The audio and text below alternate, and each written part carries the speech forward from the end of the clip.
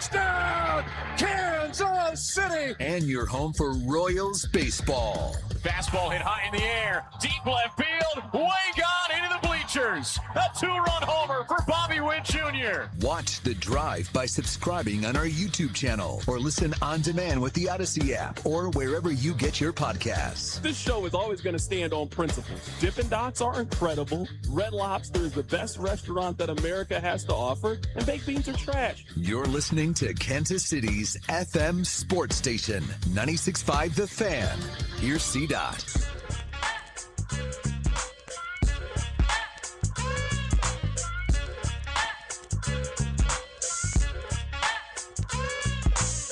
Let's do this. Another day, another dollar, another edition of The Drive. You are listening to The Drive on 96.5 The Fan, 96.5thefan.com, and also the Odyssey app. My name is Carrington Harrison.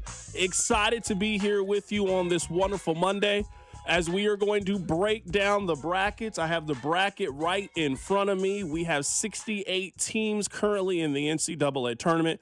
We are going to break it down for you. The Chiefs continue to make moves. Rob, when the Chiefs talked about being more explosive in the run game, I didn't know that included the quarterback position. They have added Justin Fields to the roster. We'll talk about Justin Fields here coming up in just a bit. We got a lot to get into in today's show. We're actually going to head out to New York and learn a little bit more about the season that Justin Fields just had. We're going to have a couple college basketball guests join us on the show. We got time to take your phone calls, 913-586-7965. We got a lot going on in today's show. Before we get into it, I need you guys to do me a couple of favors. Number one, I need you listening to The Drive each day at 2 o'clock right here on 96.5 The Fan. Number two, I need you to tell one friend to check out the show. And number three, and most importantly, I need you to remember to go stop by and see our friends over at the other place for a Burger and Brew Monday. You know what? I'm changing the name of their promotion. It's going to be Brackets, Buckets, Burgers, and Brews over at the other place. They got a half-pound specialty burger with fries, $8.49, and you can get a $3.50 domestic pint. So go stop by today. Go with your buddies. Talk a little basketball. Fill out your bracket while you're there. Get you a burger. Get you a brew on a Monday. Go stop by and see our friends over at the other place. All right, let's begin talking about the brackets. More specifically, let's keep it local here. Let's talk a little bit about Kansas. Let's talk a little bit about Missouri. Now, Rob, I think we can talk about Missouri pretty quickly. I don't know if you could ask for a much better scenario than what Missouri has in the first round of the NCAA tournament. I think it is pretty clear that the ACC, at least from a basketball perspective, is weaker than the other three Power Four conferences. You played a mid-team from the ACC. Missouri has two home markets outside of Columbia, the same way that Kansas considers Kansas City to be a home market. If Wichita was on there, you would consider that to be a home market. Missouri has two.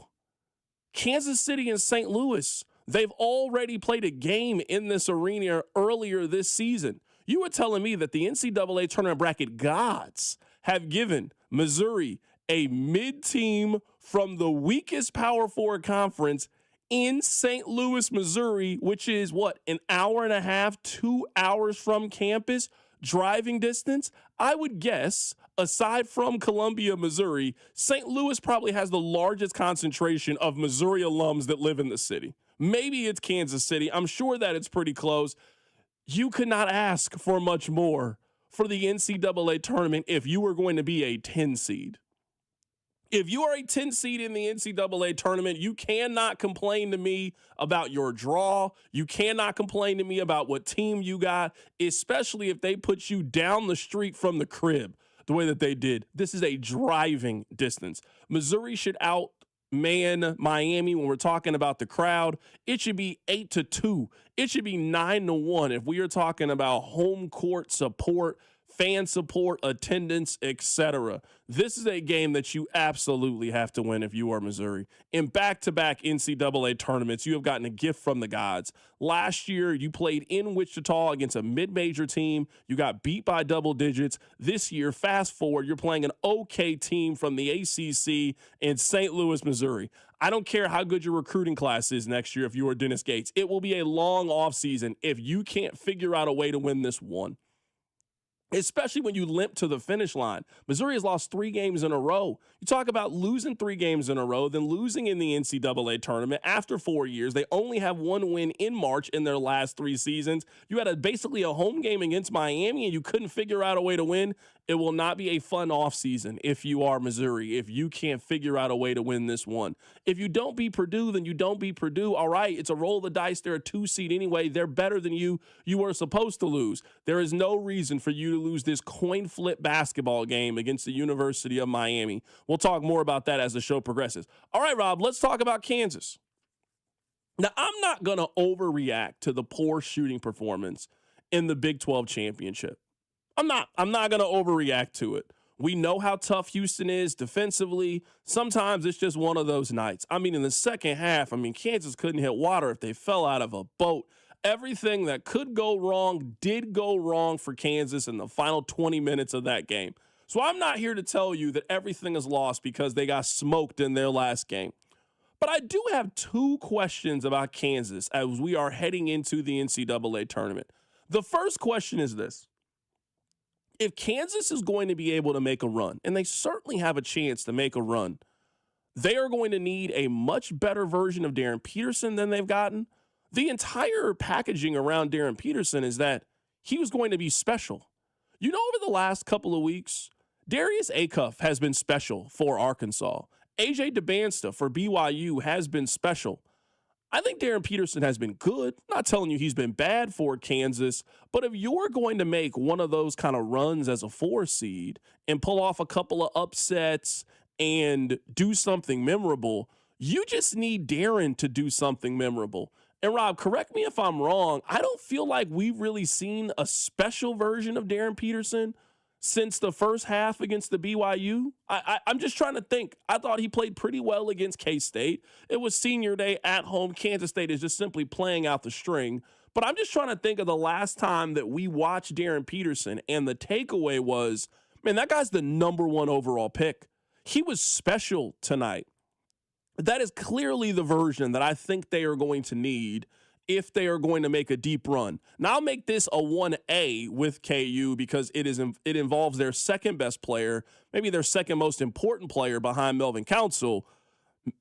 They need to get Melvin Council back re-energized. So if Melvin Council's got to take a couple of days off during this stretch, you got to eat some vitamins. You got to rehydrate because they cannot do this without Melvin Council. Here is Bill Self talking about how these days off have been good for Melvin Council, who is just playing a lot of basketball. He is the emotional leader for this Kansas team. And I think he started to break down a little bit here in these last couple of games.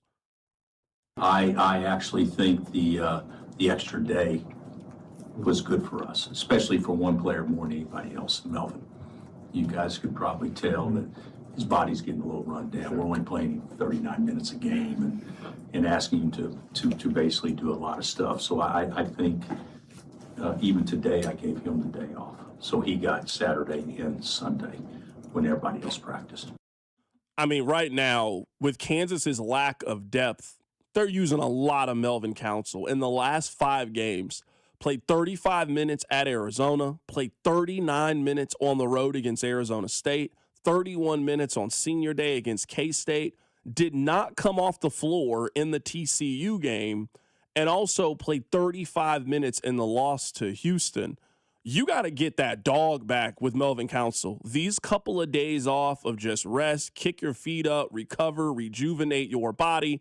Kansas does not have a lot of depth. This is not a team that really goes 7, 8 deep. This is a team that really relies on its top 6. And you're going to need a special version of Darren Peterson, one that's been a little bit more efficient than I think the one that we've seen these last couple of weeks. And you got to get the Melvin Council back the fans were barking at. You need him to be a dog on both ends of the floor. He's one of your best on-ball defenders. He is your emotional leader. He is one of your better scorers. They're going to need him to be back. Now, maybe you guys see this as hate with KU. I watch enough KU that I feel I can make this opinion. KU just feels like a 4 seed. And I know that seems very obvious, but I'm so used to Kansas either being a 1 or a 2 seed and being in that conversation of teams that can win the NCAA championship, a team that can make a deep Final Four run, a team with those Final Four expectations. I don't think that's what this team is. We watched a lot of Kansas basketball this year. Kansas is a good team, no question. You don't get a top 16 seed if you are not a good team. I think we've seen kind of routinely that when they play those dogs, when they play the teams that are in the conversation of winning a national championship, if those games are not going to be at Allen Fieldhouse, I think there is a noticeable difference between those teams and where KU is. And this weekend, when you saw a team like Houston, who I do think is in that conversation, who can go to a Final Four, who went to the national championship game last year, I think you started to see there is a little bit of a division in college basketball. There are 3 teams at the top. Arizona is one of those teams. Michigan and Duke, those 3 teams at the top.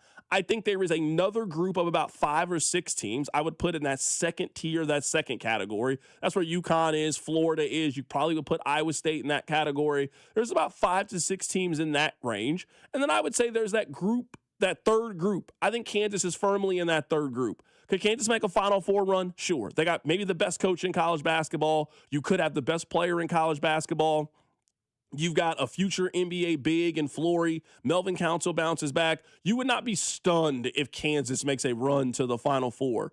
But this is a team that also, I think, in some ways could struggle to get out of the first round and could go up against a St. John's team that feels like they have maybe a little bit more than what Kansas has. So it's going to be an exciting March. We've got you covered here on 96.5 The Fan. The midday show is going to be out on Thursday and Friday. We got our Pop-A-Shot tournament here coming up in a couple of days. We're really excited for March basketball here on 96.5 The Fan. Coming up on the other side, Rob, let's talk a little World Baseball Classic, as it is Royals everywhere. You can't turn around without seeing a Royal in the World Baseball Classic. We'll also talk about Justin Fields, who is the newest member of the Kansas City Chiefs. Keep it locked right here. It's The Drive.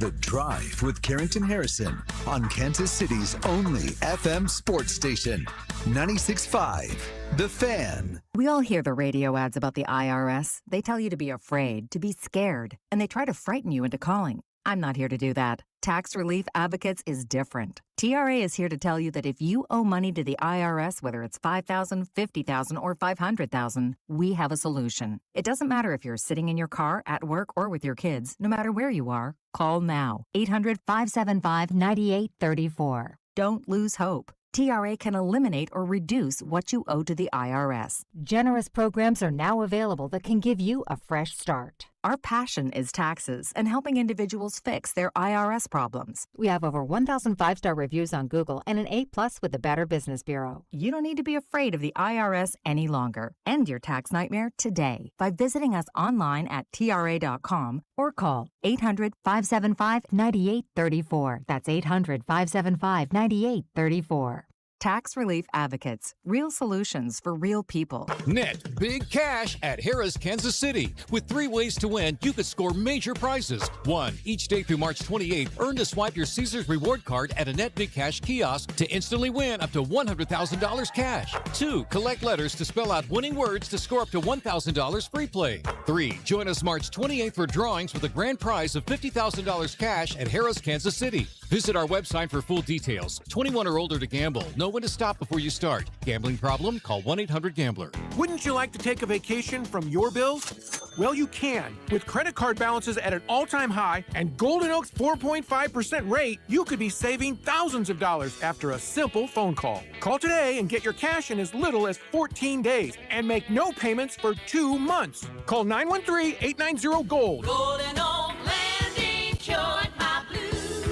5.442 APR, FHA 15-year, 20% equity, qualified credit, additional terms apply. NMLS 114937. Men, we all know how important sex is in a relationship, both for you and your partner. But erectile dysfunction ruins sex, which can often have serious impacts on your relationship as well. This is Jeff for Heartland Men's Health, and if ED is a problem in your life, you understand the impacts it has on you and the one you love. But I'm here to tell you that ED is a treatable condition, and almost without exception, you can have really good sex again. At Heartland Men's Health, we're experts in treating ED. We've treated tens of thousands of men with protocols that are effective in well over 90% of cases, which means if you're like most guys, good sex will be the norm. You could even last up to an hour or more and bring a level of intimacy for you and your partner that might just astound you both. It's time to have really good sex again, so call us. Just $99 gets you blood work, a medical consult, and if medically advised, a test dose. And if that test dose doesn't work in the office, your visit is free. Call 844-447-6600 or go to heartlandmenshealth.com. We have 3 offices: Overland Park, Independence, and North Kansas City. Ready to watch your favorite baseball stars play in the WBC? Get in on the action with BetMGM. Sign into your BetMGM account and enjoy a WBC odds boost token to snag even more winnings on your next bet. It's easy. Just log into the BetMGM Sportsbook app, add any WBC bet to your bet slip, and activate your odds boost token. If you win your bet with your token activated, you'll score extra winnings. 3 quick steps and you could be on your way to extra winnings if your next WBC bet hits. The world's greatest ball players are about to duke it out on a global stage. Don't miss out on the fun. Add some extra excitement to this year's tournament by signing into your BetMGM account and grabbing your WBC odds boost token today. BetMGM and GameSense remind you to play responsibly. Gambling problem? Call 1-800-GAMBLER. See BetMGM.com for terms. 21 plus only. Kansas only. Existing customer offer. Subject to eligibility requirements. Please gamble responsibly. In partnership with Kansas Crossing Casino and Hotel. I'm Piera Palazzolo, VP of Digital Marketing for the American Management Association, a company focused on the management training skills needed to enhance the careers of business professionals. We did our research when it came to the best companies for website development and chose AmericanEagle.com. And we couldn't be happier. AmericanEagle.com worked closely with us to understand the front and back end requirements needed to launch an e-commerce website that could handle the complexities of running thousands of seminars nationwide. Our robust new website and improved SEO saw immediate increases in site traffic and web revenue. If you're in need of managerial effectiveness and success, visit our website at amanet.org. If you're in need of a website that provides an unparalleled consumer experience, I highly recommend AmericanEagle.com. Transform your business today. Dial 877-WebNow1 for a free digital consultation with AmericanEagle.com. What's up? It's Draymond Green. I'm back for my 14th NBA season, and my podcast, The Draymond Green Show, is back too. This season, I'm breaking down games, reacting to the biggest NBA stories, and sitting down with teammates, rivals, and culture shapers. And trust me, I'm not holding back, on the court or on the mic. 2 new episodes every week. New segments, big conversations, real basketball talk for the real hoop heads. Listen to and follow The Draymond Green Show wherever you get your podcasts. We're back. We're better. Let's get it. You're listening to 96.5 The Fan from the DM Injury Law Studios. Mike's got this. Car, truck, or motorcycle wreck? Remember, Mike's got this. 816-888-7500. Mike's got this. This is your home for Kansas City sports. 96.5 The Fan. We'll get to the WBC here coming up in just a bit. We'll also talk about Justin Fields, who is the newest member of the Kansas City Chiefs. He is now the Chiefs' backup quarterback. We led today's show talking a little college basketball, more specifically talking about Missouri and Kansas. Kansas plays their first game against California Baptist. They are in the East region. Missouri, they play their first game against Miami. I think it is very simple for Missouri. It is almost as straightforward as I think it can be for a team in the NCAA tournament. You have to win this first game. You got a gift from the tournament gods. You are playing a game in St. Louis in a coin flip kind of game. You have to figure out a way to beat this team. There's no expectation to get to the second weekend. If you get to the second weekend, great. But you have to figure out a way to win this first game against Miami. We also were talking about Kansas. I think right now with Kansas heading into the tournament, it's threefold. I think they need Darren Peterson to be special. They need Darren Peterson to be the number 1 overall pick. When I look at Arkansas, they have their star freshman right now. Darius Acuff is playing phenomenal right now. AJ DeBansta at BYU, he's playing at an incredibly high level. I think he was the best player in the Big 12 tournament this past weekend. That's not the player that Kansas currently has. And if they're going to win 4 games here in these next 2 weekends, they're just going to need to have the number 1 overall pick on their team. Someone texted in and said, CDOT, it's Bill's self-system. It doesn't allow Darren Peterson to go off like that. I don't think it's the system that's holding him back right now. Some of it is injuries, for sure. But against TCU, he took 17 shots. He made 5 of them. Against Arizona State on the road, he took 18 shots. He made 3 of them. That's not Bill's self-system that's holding Darren Peterson back. Whether it's injury, lack of explosiveness, I don't know the exact, can't pinpoint what it is right now, what's happening with Darren Peterson. But if they shoot 5 for 17, or he shoots 5 for 17 against St. John's, they're not advancing in the NCAA tournament. They are going to win this first game. You were just going to be able to out-talent California Baptist in my mind.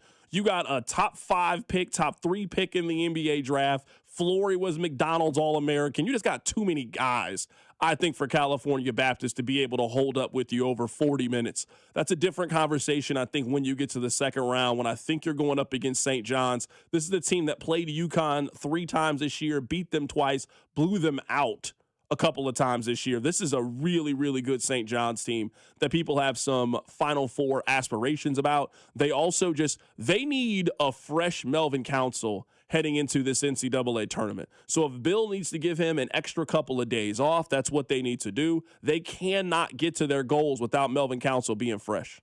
I actually think the extra day was good for us, especially for one player more than anybody else, Melvin. You guys could probably tell that his body's getting a little run down. We're only playing him 39 minutes a game and asking him to basically do a lot of stuff. So I think even today I gave him the day off. So he got Saturday and Sunday when everybody else practiced. That's the right thing to do, I think, when it comes to Melvin Council. And just looking at this KU team, I think they are appropriately seeded. I think there are 3 favorites heading into this in Duke, Michigan, and Arizona. There is a second tier, Florida, Iowa State, Houston, UConn. And then I think there's a third tier where I think you can make a case for about 20 teams making a run to the Final Four. And I think that Kansas is in that conversation. All it takes is one night, one bounce of the ball, one great shooting night, and you can knock off a St. John's. You can beat a team on a neutral site. You certainly got the talent and the coaching to be able to do it, but Kansas has to get its star players back to playing like stars. Rob, you know this Kansas team as well as anybody. You also went to the Big 12 a couple of times this weekend. What are you seeing from Kansas as they're heading into the tourney? I mean, I don't mean to oversimplify, but shot making is a real problem for this team right now. And I don't know if that's exhaustion. I don't know if the fact they have 0 depth, like they don't have a bench at all. I don't know what the reason for that is, but basically ever since that Oklahoma State game, or maybe, you know what, a better analogy is that Houston game. Remember when Trey White went nuts against Houston at home? Ever since then, the shot making has just been suspect. I watch the games. I don't think they're forcing shots. I think they're getting good looks. Just nothing is going down. So if you want to be a pessimist, I think you can and say KU is not making shots at the worst possible time. They are worn down. They're tired from a long season, and they could be an early exit.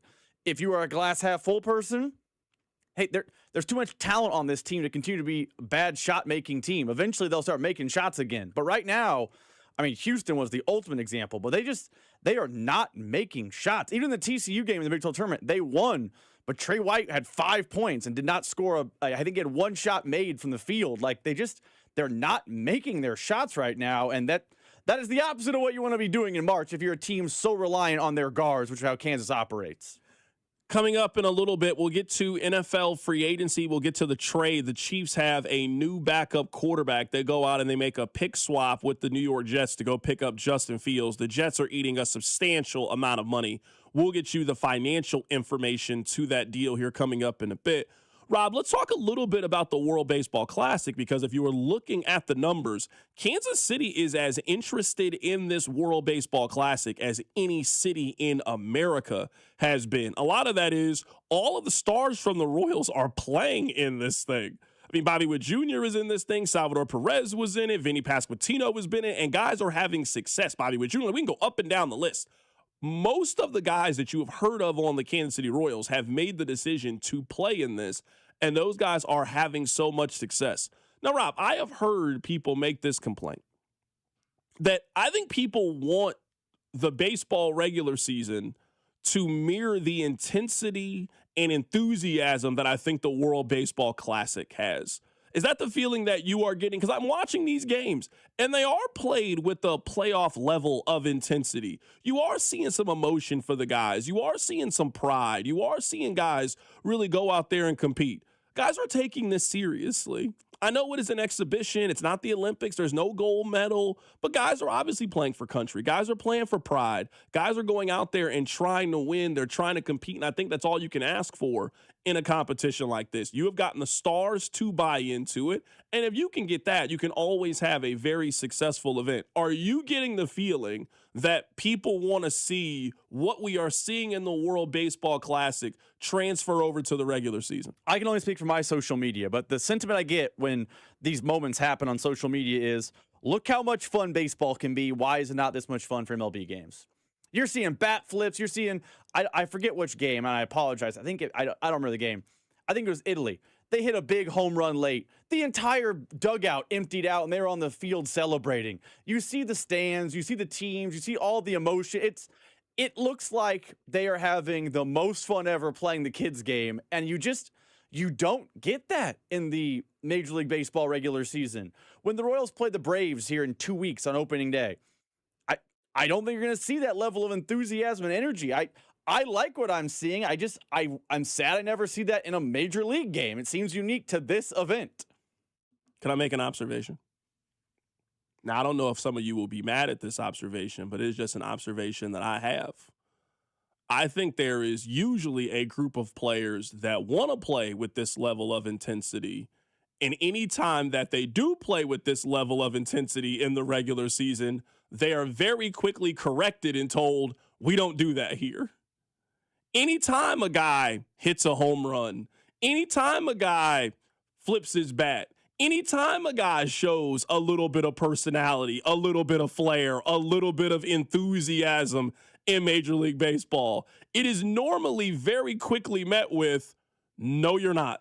It is normally pretty quickly met with, we don't allow that here. That's what I end up seeing with these. Now, do I think that every regular season game is going to have this level of excitement? No, but we see happen a lot of times. A guy will hit a home run, a guy will jump up, a guy will be enthusiasm, the pitcher starts arguing back and forth. We then say that now you got to throw the baseball at the guy the next time he goes up there.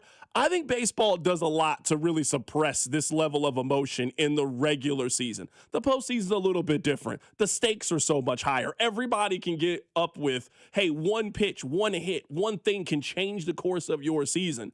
But I firmly believe that I think baseball could be like this a lot more than what baseball wants it to be. I don't think baseball wants its regular season to have that measure of personality, where I think where you have all of these different countries from all of these different players, they come from all these places. I just think the game is policed very differently now in the WBC than it is during regular season Major League Baseball. I 1,000% agree. And you know what? This texter makes a good point. I don't necessarily disagree with it. You can't play with that much passion for 162. They would burn out. I actually agree. I'm not asking them for game 109. Whoever's playing in San Diego, you're on the last 3 of a 4-city road trip. Hey, I get it. You're probably not going to play the same passion as the WBC. But it seems like the moments that pop in Major League Baseball, we don't get the big pop because you can't show that much emotion. Let's say the Royals are down 9-7 going into the 9th, and Vinny Pasquantino hits a 3-run game-winning homer. It's still muted enthusiasm compared to the WBC because that's the rules. You got to play this team again tomorrow, so you got to respect them and blah, blah, blah, blah. I'm not asking for super intensity for 162, but in the moments where that bubbles up in the regular season, let's celebrate it as opposed to having think pieces about how they did too much. When I see baseball played in these other countries, that's just not what I see. This seems to me to be a sort of American philosophy when it comes to these things. Because, Rob, when they show baseball in other countries and they show those teams going up against each other, that intensity appears to be there. It appears to be there in the stands. It also appears to be there on the field. When they show baseball in Japan, it also seems to be there from the players. This is why I say I understand it. Yes, I don't think that on a March baseball game you're going to get this level of enthusiasm, but a majority of the time, these unwritten rules that we hold so firm in baseball are normally rules to stop guys from being excited. Most of the unwritten rules that we have in baseball are normally there to police enthusiasm. And that's why I don't think baseball can be like this. Baseball can be like this because it's in a quick burst and the players who have signed up for it, they're cool with it. This doesn't appear to be their problem. It kind of appears to be our problem when it comes to it. I think we want baseball to be just a passive game. Think about how we watch baseball compared to how it appears other countries watch baseball.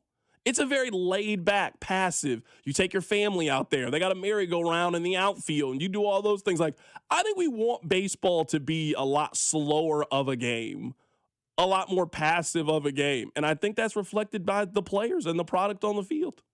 And you know what? I've never thought about it that way because you're correct. But what's the major complaint fans have that love football but can't really get into baseball? They talk about how there's an urgency problem. And part of that's the schedule's 162. I understand it is the absolute marathon of a sport, and there is a romanticism about that. But if you want to bring back some of the urgency, some of the, hey, I'm at the ballpark and I saw a cool moment and it got the crowd to pop and the team popped and, a level of excitement that you see in basketball at home games, you see in football at home games, maybe encouraging some more of this type of behavior would be good. No one's asking for World Baseball Classic semifinal energy on June 4th. I get it. That's not happening.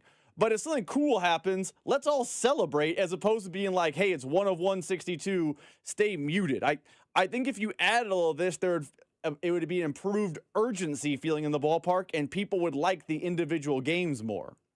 Text line 913-586-7965. I'm curious what you guys think. I would love for Major League Baseball to be more like the World Baseball Classic. I think you are seeing the players are completely bought in. You are seeing a measure of intensity. You are seeing a measure of enthusiasm. I mean, we all watch Major League Baseball. The moment a guy does a bat flip, it is usually met with, you can't do that here. That is not the way we play Major League Baseball. It is almost always curtailed by the system. So I think baseball says they want baseball to be like this. I don't think in actuality they actually want Major League Baseball to be like this on a day in, day out basis. I do want to talk a little bit of Chiefs here. We're going to head to New York coming up momentarily, and we're going to get some thoughts on Justin Fields. I like this move. I don't really know how you could be on the other side of this move. Do you guys want to know how many different starting quarterbacks there were last year in the National Football League? There were 65 different guys who made starts last year in the National Football League. Kansas City had 3 different guys make starts in the National Football League. So you know what? You should always prepare for something could go wrong. Now, you don't want something to go wrong, but it's football. Things happen. You should always prepare in the National Football League like something could happen. Your best player could get his leg rolled up on. Your star wide receiver could run into somebody else. Football things happen. They're running, they're jumping, they're colliding, they're tackling each other. They're trying to bring one another to the ground. Sometimes bodies give out. So sometimes the best thing that you can have in the National Football League is a really good insurance plan if something goes wrong at the quarterback position. Now, you're not hoping that something goes wrong for an extended amount of time, but you need to put yourself in a position where your backup quarterback can make somewhere between 2 and 4 starts and not mess things up. That's all you're hoping for. I think we've seen enough Justin Fields to know that he can be that. This is my hope for Justin Fields. I think he can be Malik Willis. We did not think super highly of Malik Willis, but you know what?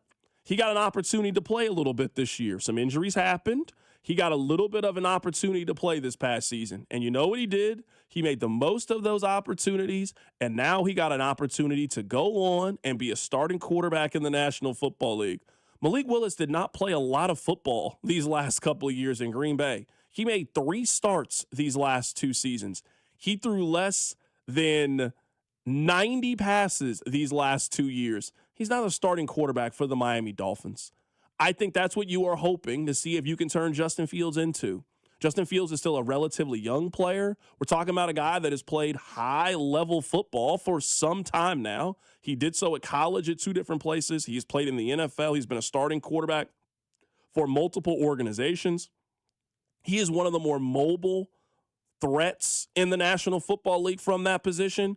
I mean, this is just a deal to me. I honestly don't really know how you can be against it, especially if you were looking at the money. So this is from our friends over at Spot Track. The Chiefs get Justin Fields. They've only guaranteed him $3 million. They have given a 2027 sixth-round pick for Justin Fields. So not even a pick in this year's NFL draft. It doesn't even change the number in this year's NFL draft. They still got the 9 picks. So it is a next year sixth-round pick for Justin Fields. The Jets are going to take on $19 million in dead cap. They also are going to guarantee $7 million. It frees them up for a little bit of cap space, but a large majority of this amount of money is being eaten up by the New York Jets. They didn't really have a choice. They've made the decision that they are moving on with Geno Smith. There is no longer room for Justin Fields. They had him for a cap hit of $22 million with a dead cap of $21 million. So this outright releasing him didn't save you really any money if you were the New York Jets. You were going to have to do something with him. And there is enough of a market for him, and a market started to appear as a backup quarterback. Justin Fields wanted to come to Kansas City. There's a chance that you could start early in the season. We'll see what happens with Patrick Mahomes. There's always a chance an injury that could happen. You could then get an opportunity to start with Travis Kelce, Kenneth Walker, and whatever weapons that they currently could pick up. You also get a chance to play with Eric Bieniemy and Andy Reid, and you get a chance to start over if you're Justin Fields. He's 27 years old. I'm not completely ready to throw out Justin Fields. Is he ever going to be a high-end starter in the league? Probably not. But could he be Malik Willis? Could he be Malik Willis? He just got $30 million. He's the starting quarterback for the Miami Dolphins. I think all of those things factored in. This is a smart decision to me from both sides. This is a smart decision, in my opinion, for Justin Fields to come to Kansas City, be a backup, keep your head down and do the work, and sort of rehabilitate your image when it comes to the National Football League. And from a money perspective and an acquisition cost for the Kansas City Chiefs, it's hard to argue with this. I wanted them to go get Marcus Mariota. He was my backup quarterback. They got the younger version of Marcus Mariota and got another team to eat 70% of the contract. This is a no-brainer move to me. I agree with almost everything you're saying, but let me ask you this question, because I think this is a question in a lot of Chiefs fans' minds right now. A lot of people are excited. Patrick Mahomes saying going to be back on time, week 1. Jay Glazer's talking about how his surgery got done so early. There's a belief he'll be back by camp. All very exciting. The Chiefs signed a known commodity, a backup quarterback. Justin Fields is better than Matt Moore when he was in Kansas City. Justin Fields is probably better than Chad Henne when he was in Kansas City. Justin Fields is better than Gardner Minshew. You could argue this is the most talented backup quarterback the Chiefs have had in the Mahomes era. For sure. Do you think that's a sign that there's a chance that Mahomes isn't ready for week 1? Is there a chance? I've always thought there's a chance that he's not ready. He tore his ACL. I understand that is their goal. That's what they are planning for. But I don't think you can be surprised if he needs a little bit of time and Patrick Mahomes doesn't come back until week 3 of the NFL season. Certainly not a fail. You didn't miss your mark or miss the goal if that's the case. If you're telling me for a couple of games, you got a 27-year-old Justin Fields and you're going to utilize his explosiveness and put him into your system and coach him up, I think you can win a couple of games with Justin Fields as your starting quarterback. He wasn't that bad last year. He was not great, don't get me wrong. But he completed 62% of his passes last year. He had 7 touchdowns, 1 interception. He had 4 rushing touchdowns and ran for almost 400 yards last year. I mean, Justin Fields was not terrible last season with the Jets, a team that basically gave up on the season in the middle of the year. They basically gave up. After the trade deadline, they basically started playing for draft positioning and tried to get the number 1 overall pick. They traded their 2 best defensive players. They almost traded their best offensive player. They certainly were on the verge of trading their best offensive player. At the end of the season, they threw their hands up and started Brady Cook for the final 4 or 5 weeks of the season. So I'm not holding a lot of the Jets' failures against Justin Fields. I'm not here telling you that Justin Fields is some all-star ready to light the world on fire. He is a backup quarterback for a reason. But if you were going to need a veteran backup quarterback, rolling the dice on a 27-year-old Justin Fields when somebody else is mostly picking up the tab, and it's a 2027, not even this year, it's a future 6th-round pick. I don't know how anybody could complain about the acquisition or the trade that they made earlier today to go pick up the Jets' former quarterback. We're going to head to New York coming up on the other side. Let's learn a little bit more about Justin Fields. We'll do that next. Keep it right here. It's The Drive. The Drive with Carrington Harrison on your home for Kansas City sports. 96.5, The Fan. At Liberty Mutual, we love helping people with things like Customizing car insurance just like how we customize a song for you. Catered country tune. Liberty Mutual, saving you bucks by protecting your truck. Cause 30 told me to only pay for what I need. Thank you, Limu. I'll always trust in Limu with Liberty, Liberty, Liberty, Liberty. Right now, FanDuel is dropping bonus bets into everyone's account for the tournament. All you have to do is opt in to claim your bonus. Use FanDuel bonus bets on your bracket picks, money line, spread, totals, game props, or even a same-game parlay. But don't wait. These bonus bets are only available for a limited time. So make sure you visit FanDuel.com/local to opt in for these bonus bets. That's FanDuel.com/local to learn more about bonus bets for the upcoming tournament. Guys, come on now. You know I'm going to be taking Kansas, but also some other teams to watch out for. I'm a Big 12 homer, so I'm a believer in Houston, Iowa State, and Arizona might be the best team. They could go all the way. FanDuel, it's time to dance. FanDuel Sportsbook is the official sportsbook of 96.5 The Fan. 21 in President, Missouri. Bonus issued as non-withdrawable bonus bet to expire 7 days after receipt.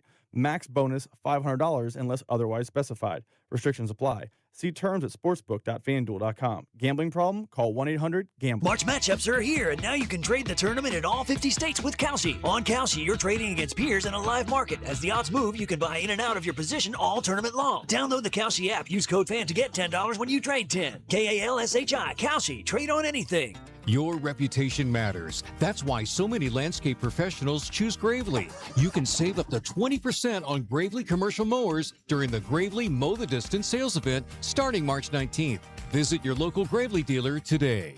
I'm McCall with Lee Summit Subaru, and it's time to make a big deal out of nothing. Announcing Lee Summit Subaru's 0% event. Up to 0% financing on select 2025 Subaru models for 72 months. And we have the largest selection of Subaru certified vehicles in Kansas City, starting as low as 1.9% for 72 months. Fall in love with driving again at Lee Summit Subaru. The Subaru A Lot to Love event. Based on January 2025 through June 2025 Kansas City inventory listings. Man, your yard looks great. Who does that for you, Gunther? It's Gunter, no H. You sure it's not Gunther? Listen, we've been with Gunter for years. They take care of our lawn with 7 annual applications. We're weed-free and have a lusher, thick, green lawn. Trust me, it's Gunter. No matter how you say it, we've been helping Kansas City homeowners improve their yards for decades. For greener, thicker lawns, it's Gunter. I'm pretty sure it's Gunther. I'm pretty sure it's not. Baseball is back. Opening night is one exclusive game, and it's live on Netflix. On Wednesday, March 25th, the New York Yankees, led by 7-time All-Star Aaron Judge, head to the Bay Area to face Rafael Devers and the San Francisco Giants. A brand new way to watch Major League Baseball, and it all starts here. MLB opening night, Yankees vs. Giants, live on Netflix, Wednesday, March 25th at 8 p.m. Eastern, 5 p.m. Pacific. DQ presents the Spicy Menu. For a limited time, try the new Flamethrower Chicken Strip Basket for $6.99 with spicy, bold strips that heat you up. Served with a side of famous DQ soft serve as a dip to cool you down. That's right, dip those spicy chicken strips right into soft serve, plus fries and toast, all for just $6.99. And add a new pineapple lemonade sparkler or cooler made with tahini. It's the limited time only Spicy Menu. Get it delivered in the DQ app. Happy, tastes good. Participation may vary. If you need a new appliance, this is your sign. Shop at Lowe's now to get up to 35% off and next-day delivery on hundreds of major appliances. A new appliance now means an easier-to-do list later. Our best lineup is at Lowe's. Valid through 3/18 while supplies last. Selection varies by location. Order by 4 p.m. Available Monday through Saturday. Subject to availability. Fees, exclusions, and restrictions apply. See Lowes.com/appliance delivery for more details. It all comes down to this, folks. Yep, the entire season is on the line. But my throat has officially thrown in the towel. Sounds like you need Vicks VapoCool drops. They're max strength and vaporize sore throat pain.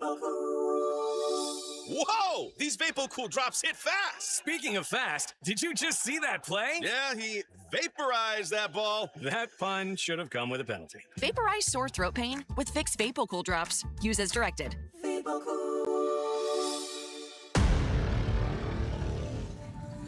Hey, it's Chris Jones from the Kansas City Chiefs. Welcome back to The Drive with C-Dot on your home for Chiefs football.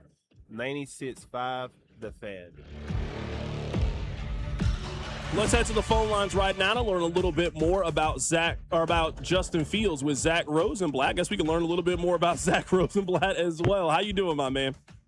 I'm doing great. How you doing? What's your favorite movie? Favorite movie? Gun to my head, I'll say Jurassic Park.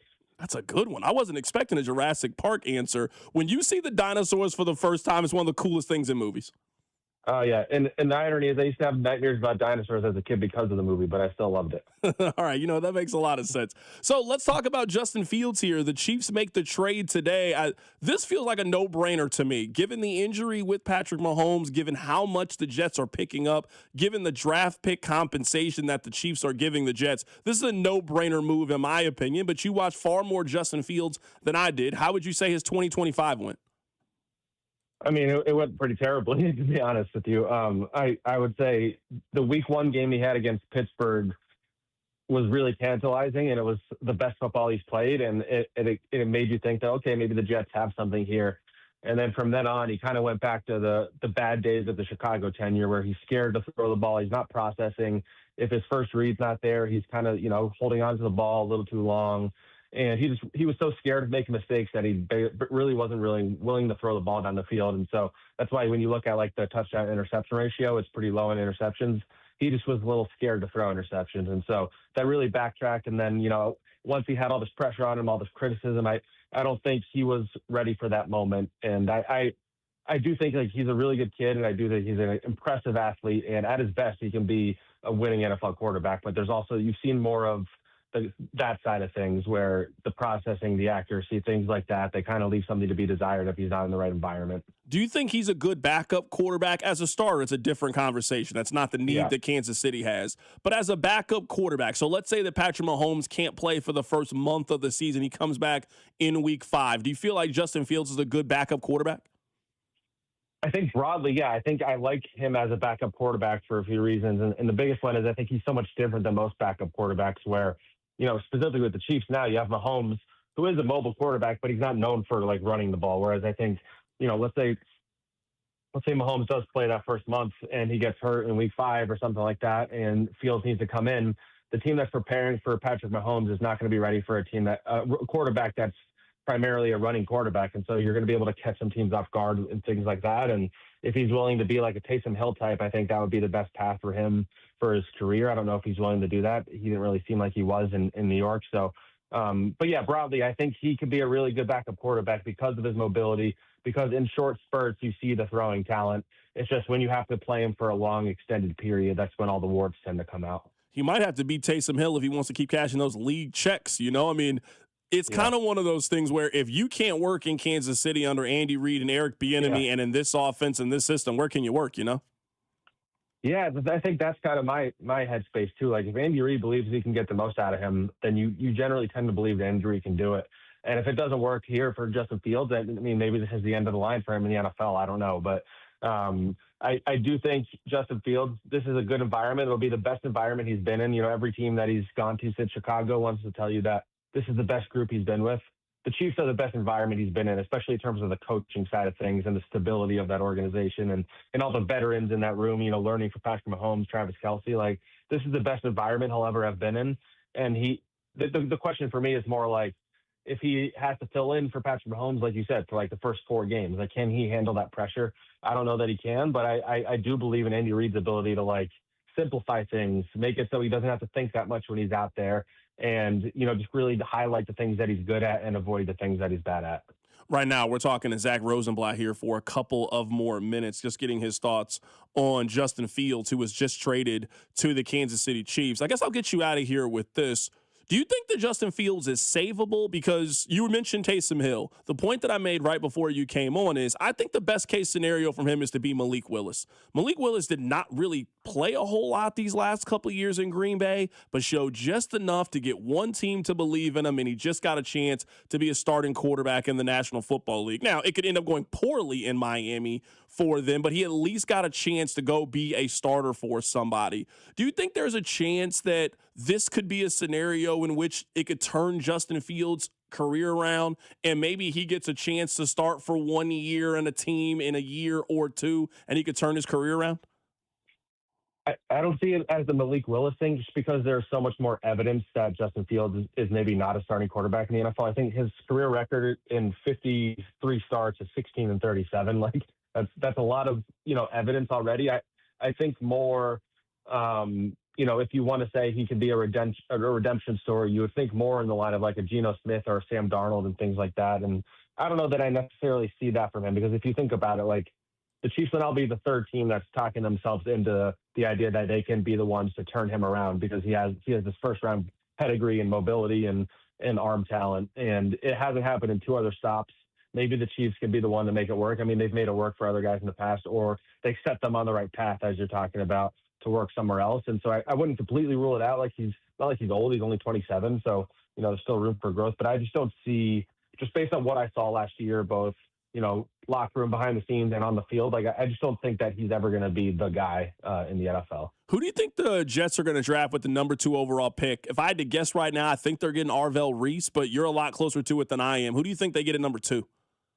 Yeah, I'd say he'd be the overwhelming favorite right now. The outside shot at, like a David Bailey from Texas Tech. I think edge rusher is a really big need for them. And then if you really want to take a swing and, go against positional value, I do think Sonny Styles will at least be considered, the linebacker from Ohio State. But I just find it hard to believe a team would draft somebody who is an off-ball linebacker like number 1 at the end of the day. Like, I don't think you could draft someone like that number 2, but his athleticism is very tantalizing. I'm telling you right now, if the Jets drafted Sonny Styles, Chiefs fans would be elated, because the Chiefs also need the exact same thing that the Jets need. Chiefs fans really want a edge rusher. Just having the possibility that either one of those guys moves down the board just helps their chances.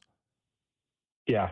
I mean, like I said, I don't see that happening, but like I can't rule it out completely is how I would phrase it. Well, it's the Jets, so no, that makes a lot of sense. That's Zach Rosenblatt joining us on the show. He covers the Jets. He does fantastic work for The Athletic, and his favorite movie is Jurassic Park.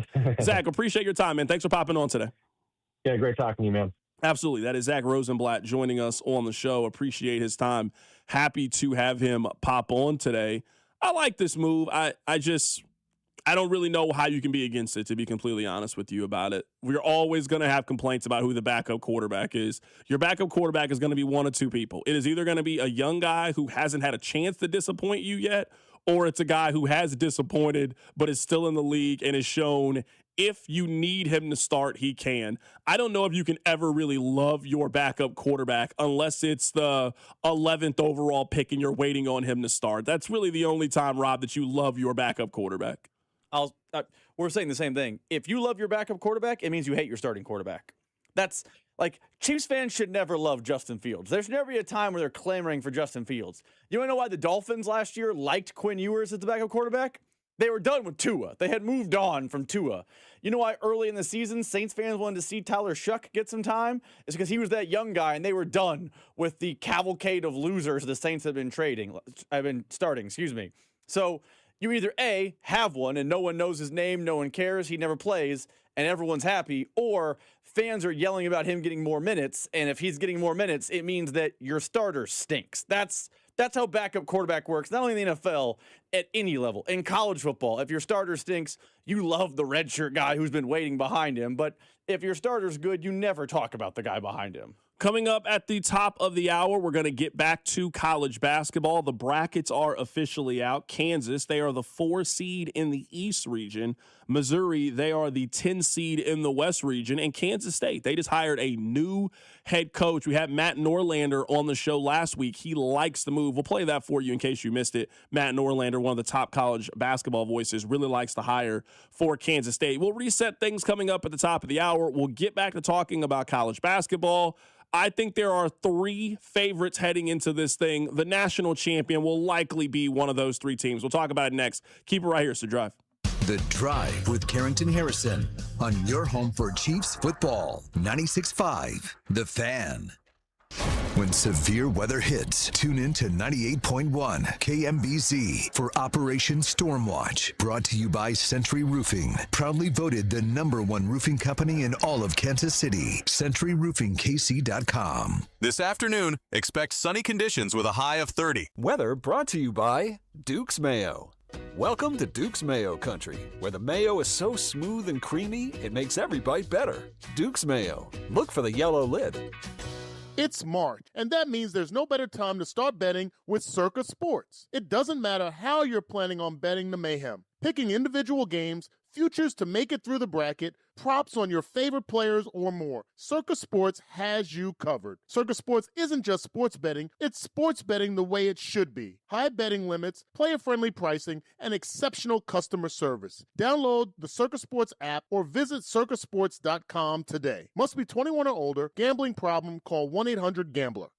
Well, it's Carrington Harrison from The Drive here. Let me ask you a couple of questions. Do you have poor sleep? What about low energy? How about brain fog, a reduced sex drive, weight gain, and workouts that just don't deliver like they used to? Well, the problem could be low testosterone. And the truth is, those testosterone levels can start declining as early as your 30s, 2 or 3% every single year. And before you know it, you just don't feel like the same man you did back in the day. Well, you don't have to accept this as just aging. Heartland Men's Health specializes in customized testosterone therapy and targeted body composition plans. You might think you have low T. Well, pick up the phone and call this number, 844-447-6600, or check out the website and take this simple 10-question quiz. Visit heartlandmenshealth.com. Your initial visit is just $100, includes a medical consultation, a PSA test, and lab results in about 30 minutes, and your treatment can start that day. 3 locations, Overland Park, Independence, North Kansas City. There's no need to wait. Go stop by and see my friends over at Heartland Men's Health. Featured therapies are compounded and have not been evaluated nor approved by the FDA. Provider prescription required. See website for details. Whether you're commuting to work or heading out for a fast coffee break, getting an auto insurance quote is just a tap away. With AAA, you're always connected, so you can focus on the road ahead. Rest easy knowing AAA's got you covered, no matter where life takes you. AAA, we're always with you. To start your quote, visit AAA.com/insurance. Insurance provided to qualified AAA members by Automobile Club Inter-Insurance Exchange and AAA affiliate insurers. Membership requires a separate payment. Now's the time to complete that painting project you've been putting off. CertaPro Painters provides a free estimate quickly and at the right price. Whether it's interior or exterior, you'll never have to wonder what's next. They provide reliable updates because they know how important your home is to you. Ask about their spring sales event for 10% off qualifying projects through May 15th. Remember, each CertaPro Painters business is independently owned and operated right here in Kansas City. Schedule your free estimate online at CertaPro.com. That's Certa with a C. The playoff push is here. NBA teams are deep in the stretch run, and Fanatics Sportsbook is ready for every moment. Here's the deal. You guys have heard me talk about Fan Cash, and remember, every time you bet with Fanatics Sportsbook, you're earning up to 10% Fan Cash, win or lose. So even if your bet misses, you're still stacking Fan Cash. Fan Cash unlocks value you can't get at other sportsbooks, like more bets, unlimited profit boosts for your favorite player props, authentic NBA gear, game tickets, and access to exclusive Fanatics events like Fanatics Fest in New York City. But that's not their only play. The good times roll on with Fanatics Fair Play, an injury protection policy that turns losses into wins. That's right. If you love player props, your legs are protected across the entire first half of every game if an injury takes place. If your guy goes down, you're getting your money back or your parlay plays on. Make the switch to the sportsbook that gives you more to play with. Winning hits different here. Must be 21 plus. Gambling problem? Call 1-800-MY-RESET. This is the story of the one. As a procurement manager for a hospital system, she keeps every facility in her network stocked and ready. That's why she counts on Grainger to be her single source for thousands of products, from disinfectants to lighting, air filters, and more. And with fast, dependable delivery, Grainger helps her keep every facility stocked, safe, and running smoothly. Call 1-800-GRAINGER, click Grainger.com, or just stop by. Grainger, for the ones who get it done. Do you have an invention idea but don't know what to do next? Call InventHelp today. We have representatives nationwide and services to showcase your invention. Get started today. Call 1-800-217-4380. That's 1-800-217-4380. I didn't ask to be thrown in the streets, but I did ask for help, and Covenant House was there for me. For these kids who didn't ask to be put in this unthinkable situation, Covenant House is there. To learn more, go to safeplacetosleep.org today. Royals coverage sponsored by Renner Garage Door. Forward and back, RENNER. Almost Andy Reid here for Renner Garage Door, America's oldest family-owned garage door company, serving both wholesale and retail markets. Free repair or replacement quotes and $100 off a new garage door. RENNER. Go to 965thefan.com for your chance to win an X-Family instant ticket, plus a shot at winning 4 Diamond Club seats to the K, all powered by the Kansas Lottery. Listen to the Royals opener in Atlanta against the Braves, Friday, March 27th, with Vern's On Deck show starting at 5. First pitch just after 6. All right here on your home for Royals baseball. 96.5 The Fan, KFNC FM and AM, HD1 and HD2 Kansas City, an Odyssey sports station.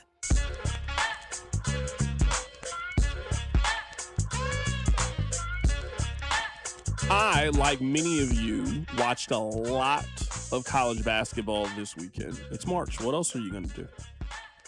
And yesterday it was 17 degrees outside. There was nothing out there for me. Whatever was out there this past weekend, it'll be back out there next weekend. Next weekend it's going to be warm. This past weekend, at least on Sunday, it was cold. I was in the house watching basketball. And I had a couple of observations that I want to share with you guys that are March related. The first observation that I had, I think it is very obvious that the national champion is going to come from one of these 3 teams. It will either be Duke, Michigan, or Arizona. In my opinion, those are clearly the 3 best teams in college basketball. I think there is a noticeable difference once you get outside of those 3 to the next group of teams. And that's not to say that Iowa State can't make a Final Four. That's not to say that all 3 of these teams are making the Final Four. One of those 3 teams that I just mentioned, Duke, Arizona, or Michigan, one of those 3 teams are winning the national championship. They have just been a cut above the rest. I mean, 2 of these teams have star freshmen. That has been the theme of this season. How good is your star freshman? And Duke has a guy, I would be stunned if Cameron Boozer was not a good NBA player. Now, I'm not saying that he will be a generational player, but at a minimum, he will be a good NBA player. He'll be Aaron Gordon, for example, for the next 15 years and make $300 million or so playing basketball. I don't see any scenario in which he is not a good NBA player aside from his body failed him, he got hurt. He is going to be a good player in the NBA. I would say the same thing about a couple of those kids on Arizona. I would say the same thing about Koa Pete. I think he is going to be a good NBA player. I would say the same thing about that Braxton Berries kid. I think he is going to be a good player. Arizona has the right balance of freshman youth, and they also have the senior in Bradley who won the Big 12 Player of the Year who can hit a big shot like he did in the Big 12 championship game. I know this is not a game that we're going to spend a lot of time talking about because it happened over the conference championship and it wasn't in the title game. That game on Friday night between Arizona and Iowa State, I don't think it's possible to have a college basketball game that's better than that. The stakes can be bigger for sure, but I'm just talking of the actual game. The crowd, the back and forth, the intensity, the shot making. I don't know if you can play college basketball much better than we saw on Friday in Kansas City. And Michigan, they've just been good from start to finish. I think it is clear that those are the 3 best teams in college basketball. Sure, Florida might make the Final Four. UConn might make the Final Four. Things happen. But I feel pretty confident that give me those 3 teams and you can take the field. You can have everybody else. I feel pretty confident that I got the national champion in that group. The next observation that I have is a very simple one. There are no more major snubs when it comes to the NCAA tournament. Maybe there have never been snubs, and now that we're older and we just got more information, I'm just numb to the complaining and yelling when it comes to it. But I'm sorry, if you are Auburn and you didn't make the NCAA tournament, you didn't get snubbed. Now with how loaded these conferences are, you just get too many chances at good games. You get too many opportunities if you're in Oklahoma, if you're in Auburn, if you're one of those teams that's on the bubble, that if you don't make the NCAA tournament, you ain't got nobody to blame but yourself. I would even say at this point, they don't even care about your non-con. Missouri's non-con was terrible. They were safely in the NCAA tournament. They weren't even on the 11 line. If you don't make the NCAA tournament, it's your fault. I don't want to hear you going on ESPN. I don't want to hear you complaining. I don't want to hear you blame anybody else for why you didn't make the tournament or it's not fair or the rules or the transfer portal. No, you didn't make the tournament because you wasn't good enough. Get better. Keep trying. This is an example of why we don't need to expand the NCAA tournament. You should not feel any measure of sympathy that Auburn didn't make the NCAA tournament or if you were on the outside looking in. You should have handled your business. You had from November until the middle of March to take care of your business. You didn't take care of it. You didn't make the tournament. It's one thing to feel for a mid-major team that gets snubbed and left out, but there should be zero complaining today about the tournament. Maybe you don't like the seed that you got. It is what it is. But in terms of who actually made the tournament and who didn't make the tournament, yeah, that conversation is over to me. I don't think you can have a major snub anymore when it comes to the NCAA tournament. So, last thing that I've been noticing, and maybe this is just a media concoction, maybe this is just something that people have just conjured up over the last couple of weeks. I'm not so sure if Darren Peterson is going to be one of the top 2 picks. I feel pretty confident that A.J. DeBansta will be one of the top 2 picks. Now, I think there is a chance that Darren Peterson is a top 2 pick for sure. It's absolutely a chance. I feel like there's been a trend towards Darius Acuff over the last couple of weeks or so. And if Arkansas can go on a run and he is billed to be the next great John Calipari point guard, because we got a 15, 20-year history of what the great John Calipari point guard looks like. From Derrick Rose to John Wall to Tyreek Evans. Like, we can go up and down the list of the great Kentucky / Arkansas / Memphis. John, this is what he knows. I think there could be a team that likes Darius Acuff more than they like Darren Peterson. We have talked about Peterson this entire time like he is going to be either the number 1 or number 2 pick, and it is a no-brainer. I don't know if it's a no-brainer. I would take Peterson before I would take Cam Boozer just because I think his ceiling is higher and what he can be. Darius Acuff has been very, very interesting these last couple of weeks as he has really, really started to emerge, really, really started to play well and make the case of being the best freshman in college basketball. Let's see how the tournament goes. Let's see how Darren Peterson plays. Let's see how Darius Acuff plays. Let's see how their teams advance. But if Arkansas makes a deep run in this thing, and we're spending a lot of time here these next 2 weekends talking about this star freshman from Arkansas, I think you start to see some of the sentiment kind of change, and I think there's starting to be a buzz around him. I saw people this weekend comparing him to Allen Iverson. You see that, Rob? I saw people comparing Darius Acuff to Allen Iverson this weekend. If that conversation is starting with him and how well he played in the SEC tournament, I would not be stunned if that kid's the number 2 overall pick. We can circle back to Darren versus Darius Acuff here in a minute because I still think Darren's going to go top 3. Maybe he's not a foregone conclusion at 2, but I don't think he's falling out of the top 3. He's too talented of a player. But let me ask you a question about your first point about the NCAA tournament. Why do you have Duke in that group? Now, I understand that KU's in the East and it's going to come off like KU homerism, and I promise it's not that. Are you sure Duke is one of those type of teams? When was the last time Duke played a team that you thought, oh, that's a national title good team? Because I don't think they played Michigan a couple of months ago in Washington, D.C. 4 weeks ago, they played Michigan in D.C. Outside of that, it's been a cakewalk down the stretch. The ACC is terrible. The ACC is terrible. And remember, when they beat Michigan, Foster was healthy. They have since lost Foster. And I know they won the ACC without him. But, I mean, the ACC is a group of rum-dums. I mean, Virginia was second in that league this year, and they're a 4 seed. Virginia is Kansas, for the analogy. I'm they're just not going to do this to Duke. I feel they're in the toughest region. That's the other point I was going to make. That region is brutal. That's fair. We made the same argument last season about Duke. I remember I was at the top of the list making this argument when it came to Duke. I ended up being wrong. They made it to the Final Four. And I don't want to make it seem like they haven't beat people this year. They beat Kansas at a neutral site. Kansas didn't have Darren Peterson in that game, but they beat Kansas earlier this year. They beat Arkansas this year. They beat Florida this year. They beat Michigan State earlier this year. They went on the road and beat Louisville this season. They actually beat them twice this year. They beat Virginia twice this year. They beat Michigan earlier this season as well. This is a Duke team that I think has pretty clearly been battle-tested, tourney-tested, and to win a game in the ACC tournament against Virginia, and Cameron Boozer was 3 for 70 from the floor, goes to show you how deep and how talented they are.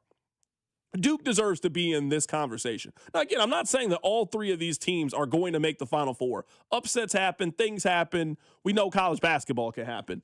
But right now, if you told me you would take the other 65 teams and you would give me Duke, Arizona, or Michigan, I think the national champion comes out of one of those three teams. I think Arizona's going to win the whole thing. If you're asking me right now to place a bet, if you gave me a free wager right now on FanDuel and said, pick the team you think wins the national championship, I would bet on Arizona. I 1,000% agree with you there. Arizona feels like, what are the kids saying? A wagon? They're a wagon right now. I saw most of the game on Friday night, the semifinal against Iowa State, and then I was in the building for the last 5 minutes of that game. And first off, that game was incredible. You're correct. But also, Arizona just has so many good players. Like Berries and Koa P and Krivas and Bradley. Like, they just keep throwing bodies at you. And they have a depth that you don't see in college basketball right now because of the portal. Or maybe you just don't see it at the second tier level. Like, Arizona has dudes everywhere. My only complaint with Arizona would be they just don't make threes. They are a team that plays inside the arc, but man, they seem like they're the best team in college basketball, and we're all just kind of biding our time until they're in the Final Four. For sure. Text line 913-586-7965. CDOT selecting Darius Acuff over DP is one of those moves that would get a GM fired in the next 3 years. I think you guys are underselling how good Darius Acuff has been. At 19 years old, he is averaging 23 and 6 in the SEC. He is shooting 49% from the floor, and he is shooting 45% from three. He has been incredible. He really has been incredible. Their last 5 games, 17, 28, 37, 24, and against Vanderbilt, who's a top 16 seed, he had 30 and 11. I'm telling you, I know for the last year, all we've talked about is how Darren Peterson is the number 1 overall pick. He still very might well be the number 1 overall pick. I'm telling you right now, given how this season has gone at KU and how he has played and the injury concern that you have to put with Darren Peterson, do not be shocked if Darius Acuff is selected ahead of him. There are going to be general managers that like him, and I think it all depends on what situation you are. Like, there's some teams I'd be real leery about drafting Darren Peterson to.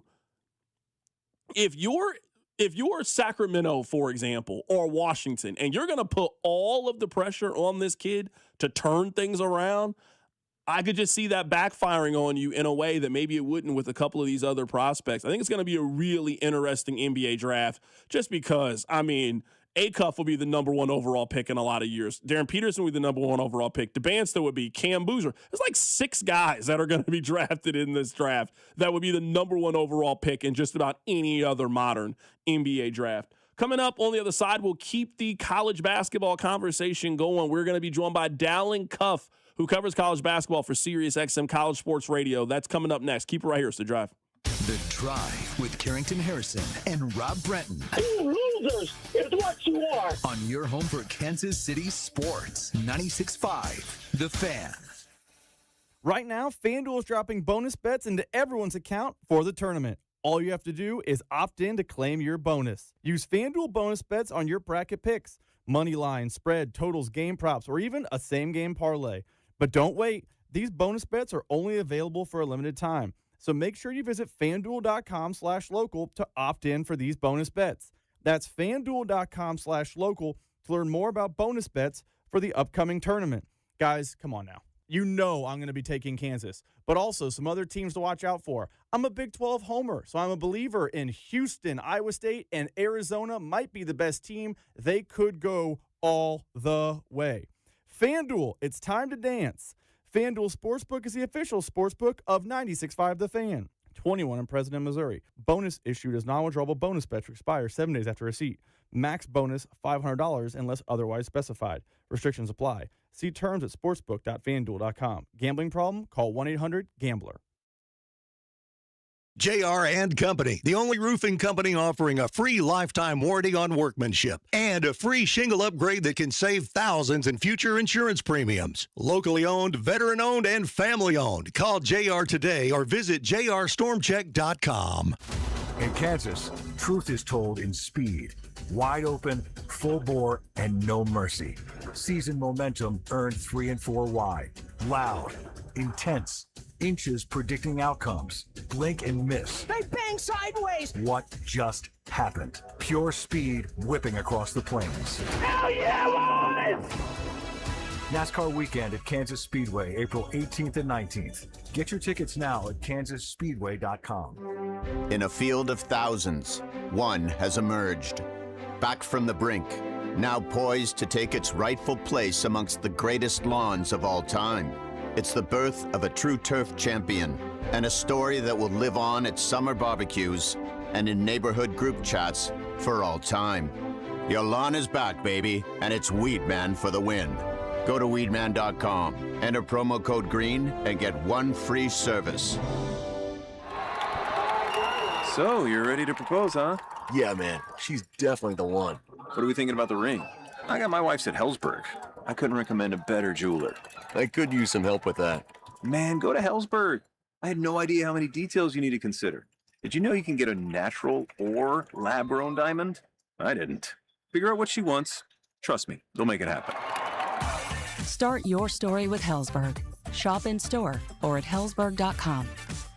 I'm McCall with Lee Summit Subaru, and it's time to make a big deal out of nothing. Announcing Lee Summit Subaru's 0% event. Up to 0% financing on select 2025 Subaru models for 72 months. And we have the largest selection of Subaru certified vehicles in Kansas City, starting as low as 1.9% for 72 months. Fall in love with driving again at Lee Summit Subaru. The Subaru A Lot to Love event. Based on January 2025 through June 2025 Kansas City inventory listings.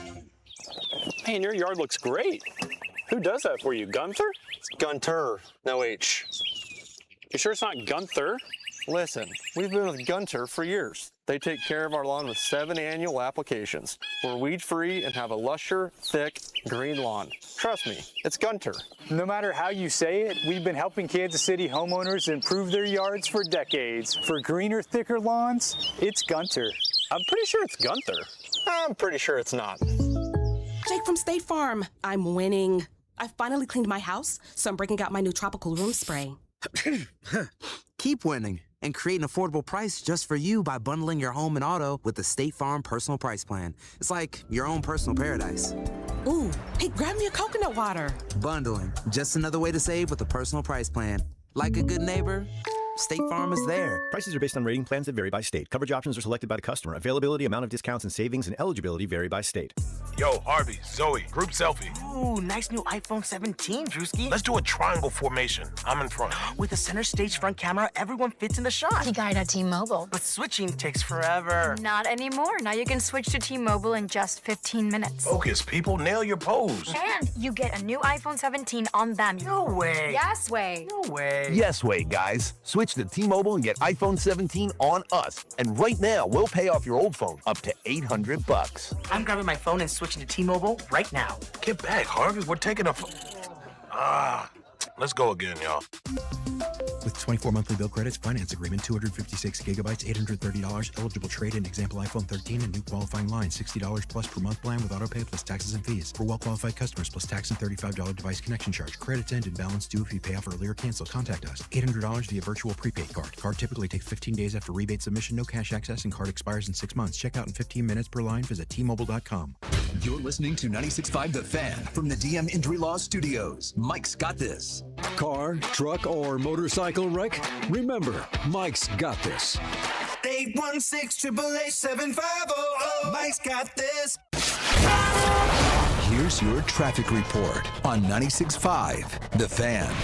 Okay, crash cleanup continues. Olathe, 35 northbound. It is just before 119th. Has the right lane blocked. Raytown, that's a stall for 35. Southbound just past 70. Scoot to the left through here. Right lane blocked. I'm Val with traffic on 96 by the Fan.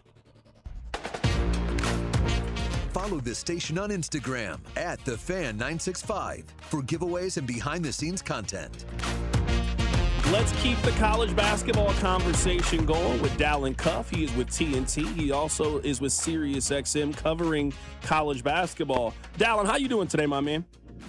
Doing very well, Carrington. Good to chat with you, man. Absolutely, man. Happy to have you on the show. We'll get to basketball here coming up in just a bit, but I am a believer that every boy went through a wrestling phase at some point. Today is March 16th, so they are calling it Stone Cold Steve Austin Day. When you were 10 to 12 years old, who was your favorite wrestler? That's a great question. I was a product of the 80s. Actually, I would say Ultimate Warrior was probably my guy. What was those little – used to have little wrestling buddies, whatever those little things were. I don't know. You were supposed to throw them around. I remember the commercials as a kid, but Ultimate Warrior was my dude. Yeah, the Ultimate Warrior is a little bit before my time. So I was born in 88. So I was smack dab in the Stone Cold, The Rock, Shawn Michaels, Mankind. Ultimate Warrior, a little bit before my time. Yeah, I'm a little older. My brother's about he's your age. He's born in 88. So, yes, he was a Stone Cold guy. But, Brutus the Beefcake, Macho Man Randy Savage, of course, Hulk. That's my era. A little bit older. Right now, we're talking a little bit of college basketball with Dallin Cuff. He is with TNT, also a SiriusXM satellite radio covering college basketball. All right, let's talk about Kansas here. Let's start with them. They are in the East region. I mean, this region. This isn't even fair. You got Duke, UConn, Michigan State, Kansas, St. John's. Why did the committee load up the East region? Well, it's loaded in terms of brands, and it's loaded in Hall of Fame coaches, and it's loaded in titles. But in terms of the quality of the teams, it's not as bad as it looks on paper. And I'll explain this most importantly because UConn is, in my mind, UConn's the weakest number 2. They have the biggest holes as a 2. And I think that's requisite to their playing in the number 1 team's region in Duke. So I think that's a good spot for them there. When you look at teams like, we'll get to Kansas in a second, but St. John's has underperformed in the non-league. They were very good in league play, and they beat a UConn team that I just talked about. So those are their best wins by far. They beat nobody in the non-league. So people that are crushing their seed, yeah, at best they could have been a 4. But on a 5-line, 2 months ago, this team lost to Providence. I'm like, what do we even have here? Providence at home, mind you. So I think we look at that. Michigan State is very formidable in the bottom part of their bracket. That, without a doubt, is the 3 seed. The thing I think is challenging about their side, most importantly, is their 8-9 game, though, is the hardest 8-9 game, I think. When you look at TCU or Ohio State, I think both of those can be challenging matchups, particularly if it is TCU. After that, yes, Kansas or St. John's puts you in a challenging spot. So KU, they're the biggest wild card in the tournament. They're the most enigmatic team. I'm not sure what we're going to get. At times, I'm not sure who we're going to get. Yes, Darren Peterson has played the last 5 or 6 games in its entirety, but he's been very inefficient. So his minutes have gone up, but his productivity has gone down. So that's a concerning thought, that if he does log minutes, is he going to be productive? We saw him do more with less, but while we're having questions about him playing. So their team, as long as if they defend like they have an elite level, they have a Hall of Fame coach, and if that dude plays at a high level, that is without a doubt a brutal opponent if Duke sees them. So I do think the region is very compelling, but it's not as brutal as I think everybody looks at it just on paper relative to the rest of the teams. I think there's a tier 1, and I think that's Duke, Michigan, and Arizona. I then think there's a tier 2, Michigan State, UConn, Florida, Iowa State. I put a handful of teams in that category. I would probably put Kansas in that 3rd region, and I think there's a little bit, it just opens up a little bit more. You're 100% right. I could see Kansas losing in the 2nd round to St. John's. I also could see them going on a little bit of a run, but they need a couple of things to happen. You mentioned it with Darren Peterson. He just has to be more efficient. I don't really feel like we've seen a special version of Darren Peterson probably since that first half against BYU, where it was like, okay, this is why they think he's going to be the number 1 overall pick. I also think Self made the right decision by not having Melvin Council practice on Sunday and just giving him a little bit of time. If he's worn down and can't be the guy that he was in the regular season with the fans barking and just his energy and his enthusiasm, it's going to be a real short trip to the tournament for Kansas. Without a doubt. This team is not built around Darren Peterson. That's the first thing. This team's got to defend. Like they have been, when they are at their best, they're an elite defensive team. Florida Badunga is doing his thing to affect shots in the paint, but also scoring on the other side. You got Trey White making shots. You got Melvin Council blowing the ball up the court. that's when they're at their best. And then when you put in Peterson, a guy that can score and play with them on the wing, you have something potentially special. And I think when we saw him last time, I think we saw him be truly massively impactful that nobody else that team's going to do is the Texas Tech game on the road. Like he doesn't have a huge game, but he makes 2 threes that won them the game that nobody else in that roster can make, or nobody else would even take. So that's where his difference can be felt most acutely. But they have to be playing well, and they have to be defending first and foremost to do anything in the tournament. Right now, we're talking to Dallin Cuff. He's with TNT. He also is with Sirius XM Satellite Radio, talking a little bit of college basketball. Do you have that being the second round matchup? Do you have Kansas going up against St. John's, or do you see an upset either with Kansas or with St. John's potentially in round 1 against Northern Iowa? I think St. John's. I think St. John's wins, but that game's gonna be ugly, man. I mean, Coach Johnson knows how to win. He's won before with Northern Iowa. They play one of the 3 slowest tempos in the country.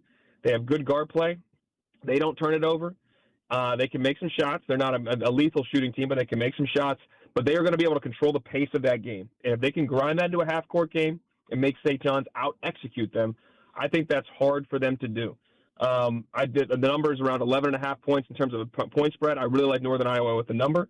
I think ultimately, though, St. John's wins that game. So I have a St. John's KU. And I actually have KU winning that next game, setting up that Duke matchup in the Sweet 16. Do you have a sleeper potentially in the East region? Not in the East. I think that's the US. I don't have the bracket right in front of me. I've memorized most of it. That's USF Louisville region, I believe. And I'd like USF to beat Louisville, which is pretty common for a lot of people right now. But I think the logic is sound. Brian Hodges done a great job in South Florida in the first year. They played, he's a Nate Oates disciple, so they're looking for layups, free throws, and threes. They play fast. They have a big that can really handle, take up some space and score inside. They make threes, and I think that Louisville, not knowing what's going to happen with Michael Brown, and they also have this thing. They're one of the teams where when shots are falling, they're tough. When they're not falling, they're not doing anything else. So I think they could lose that game without a doubt. In terms of the longer stretch of the, I have Michigan State beating UConn and playing Duke in that Elite Eight bracket there. I do think what's interesting with Duke, though, too, that everybody has to watch is the injuries. I mean, Caleb Foster is not playing. If anything, maybe at the Final Four level if they get there. Patrick Gumba, I've said over and over again, he is their most important player, their big center. He did not play in the ACC tournament.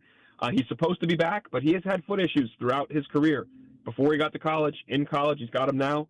I'm not sure what he's going to look like, but he provides rim protection, rim running, a presence in the interior, rebounding on both sides. Like, they need him to be at their best. And if he's not there, or he's not at their best, they're very susceptible to getting beat, whether it's Kansas or St. John's, or when you get to Michigan State, or UConn, if UConn does beat Michigan State. They are very susceptible at not full strength. That is a different team than when they had both Foster and Gumba. That goes for anybody. You lose 2 of 5 starters, you will be different.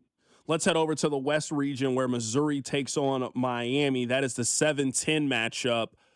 Very simple. Tell me how Miami wins this game. Tell me how you think Missouri wins this game, because this is a virtual coin flip. I'm looking at the spread right now. Vegas has this as a 1.5 point spread. I can make a case on both sides. You follow college basketball as closely as anybody. Tell me how Miami wins this game. Tell me how Missouri wins this game. It is the closest spread on the docket, if you will, the 1.5. I love this. This is not underrated. Missouri's playing at home. They're playing in St. Louis. That matters to me in terms of the atmosphere that place can generate. Como's a tough place to play, and it'll feel like a home game for them. That said, I have Missouri winning this game, and why I think they're going to win is Miami has to play in the interior. That's how their team is built between Uday and Renault. They're going to try to beat you up. The physicality and size for Mizzou is palpable. When they go 6'9", 6'10", 6'10" across that 3-4-5, they've got some big bodies, good athletes, good size in their guard spot. I think they win the battle in the interior. I think they can score. I think they can defend enough in the interior and rebound the basketball, which is big. And I slightly give the edge to the guards, and I think their league has better prepared them for it. I think the SEC has given them more of a run, and their non-league schedule, which wasn't great, but neither was Miami's. I think Mizzou may be more prepared for this, and at home it's going to be a really tight game, small margins. I like Mizzou to win that game. I also am not big on Purdue, and I know that's crazy. We have everything we just saw this week, but I can't forget the 12 games prior to that, Carrington. They were 6-6, and their defense looked abysmal at different times. Braden Smith, late game, was not the Braden Smith we think about. That's soon going to be the assist leader in the history of the sport. He's had troubles at UCLA, against Illinois, and then you can go down the list. A lot of late-game problems where I was surprised by that. They put it all together this week. They look great.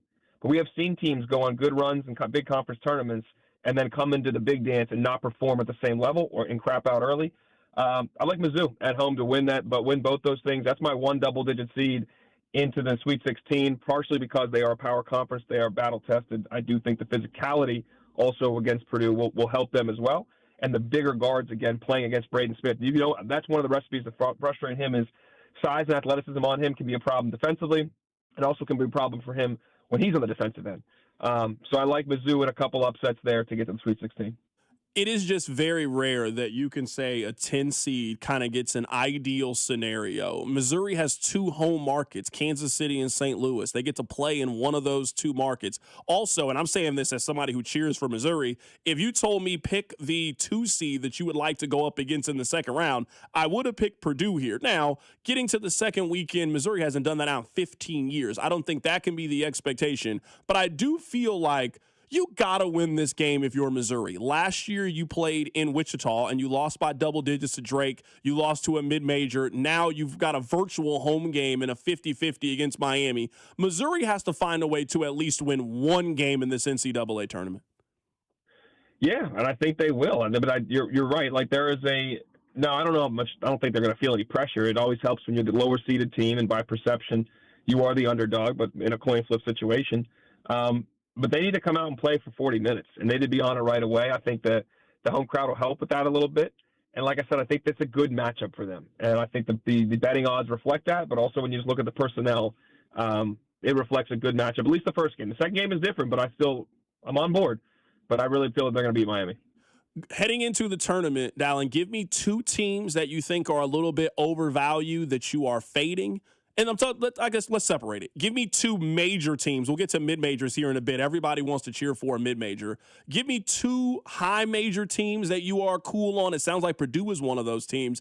Give me 2 teams on the other side that you think are kind of like a Missouri. You like them to make it to the second weekend. A Power 4 school that you think could make a little bit of noise in this thing. Well, like I just said, I'm off. Without a doubt, I'm off Mizzou. But I do think that they're – in terms of power conference schools that I think will make a. I mean, my problem is I'm pretty chalky, my man. I'm trying to think like that. That's why I gave you that 10. There's a lot of chalk in my bracket. I do think that when you look at another, a big upset though. I don't think by the numbers will be a big upset. It started as a 2.5 line. It's now 4.5. It's Santa Clara beating Kentucky. I think the public started hammering Kentucky at 2.5 right when it opened yesterday, and it moved up a little bit. That team's got they got talent and they can shoot the ball. They play at pace and they know exactly who they are. I think Kentucky is continuing. They're just as inconsistent as ever, and they'll be feeling a lot of pressure when you're in a game pressure with a team you're supposed to beat. I think they may struggle. So a Kentucky team that I'm cool on with a big brand that I'm not big or into. And in terms of some other teams, I think Carolina's going to have a tough one with VCU. I try not to be biased. I cover the A10 on USA Network, and I'm very close to that VCU team. I've been around it a lot. And they're really good. They won 22 out of 24 games. They've been a much different team they were in November, December. It's Coach Phil Martelli's first year there. They play fast. They've got good positional size. They've got good guard play. They have depth. They will try to speed you up and make you uncomfortable, and sometimes those Carolina guards can get sped up. And without Caleb Wilson, that's a very different team. Henry Basar, their big will be a problem. But, again, for your audience who's listening, too, if you're looking at upsets, the 11-6 game, the 11 over the last 10 years has won 52% of those games. So you definitely need at least one. I would think probably 2 11-6 upsets you should pick, just given by the numbers. And if you're looking for the guidance on that, even if you don't gamble, look at the line. Just Google, look at the line, because it'll tell you what Vegas thinks is going to be a close game. That is the closest of the 11-6 spreads is VCU against UNC at a 2.5-point spread. I like VCU to win that game straight up. I'm with you there as well. It is interesting because I was just kind of taking a look at the gambling lines myself and just getting ready for the week. Vegas is telling you that they think the Cinderella is over. I know a lot of people just think it was a 1-year sample size when it came to the NCAA tournament. I'm just going off the money. I'm going off the perception. I'm going off Vegas. These are large spreads you are seeing. You always pick a 5-12 upset. You always pick a 4-13 upset. Vegas is telling you as a whole that they think that portion of the NCAA tournament is over. And like you, they also think this is going to be another very chalky tournament. Yeah, it's hard to ignore what we see out covering games all year long. That the best players that were on these mid-major teams last year, and now the players playing on high-major teams. It's just a fact of the matter right now. So if you couldn't keep your best players, and you have to bet other ones are coming behind them, are those guys as good as what's just left that's leading? I mean, Florida, for example, all three of their guards transferred from mid-major teams last year and won a national championship. Like this is what we're doing. This is where we're at. Doesn't mean can't or won't happen, because I think the spreads are the 3-14 ones I think are bigger than some ones I've seen in years past. The 12-5 slightly as well. 11-6 is tighter. I will say this with Alabama Hofstra. First of all, Aiden Holloway just got arrested, their second leading scorer. Sad situation. He had a pound of marijuana in his house. He was searched. He was arrested, and that's not good. It's a felony charge in Alabama. So I'm not sure what's going to happen to a young man, and that's not a good situation. From a basketball standpoint, that affects his team's ability to win on Friday if he cannot play. If he can play, we'll see how a young man can compartmentalize a situation like that where there's a lot of detriment ahead of you that you're unsure of. Before that even happened, though, Carrington, I liked Hofstra a lot in this game. They were getting 13.5. Hard to say I like them to win necessarily. I love them with the number. They have what you need to get an upset. You need a style of play that is consistent. You can impose your will in the game. For them, it's slowing it down, bottom 50 in the nation in tempo. Cruz Davis is the player of the year in the CAA. He's a guard that just can go get his when he wants it. Preston Edmeade is an outstanding freshman. It's freshman year in that conference. Unfortunately, he will not be there next year, I imagine. But I think they can. And Alabama's a make-miss team. They don't have much size up front, so it doesn't really hurt the mid-major team.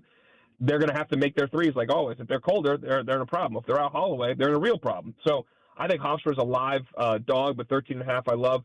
Akron as a team flat out, I like Akron to beat Texas Tech. I've been saying for the last 5 weeks they're the best team in the MAC. Forget Miami, Ohio. Awesome story. They are the better team.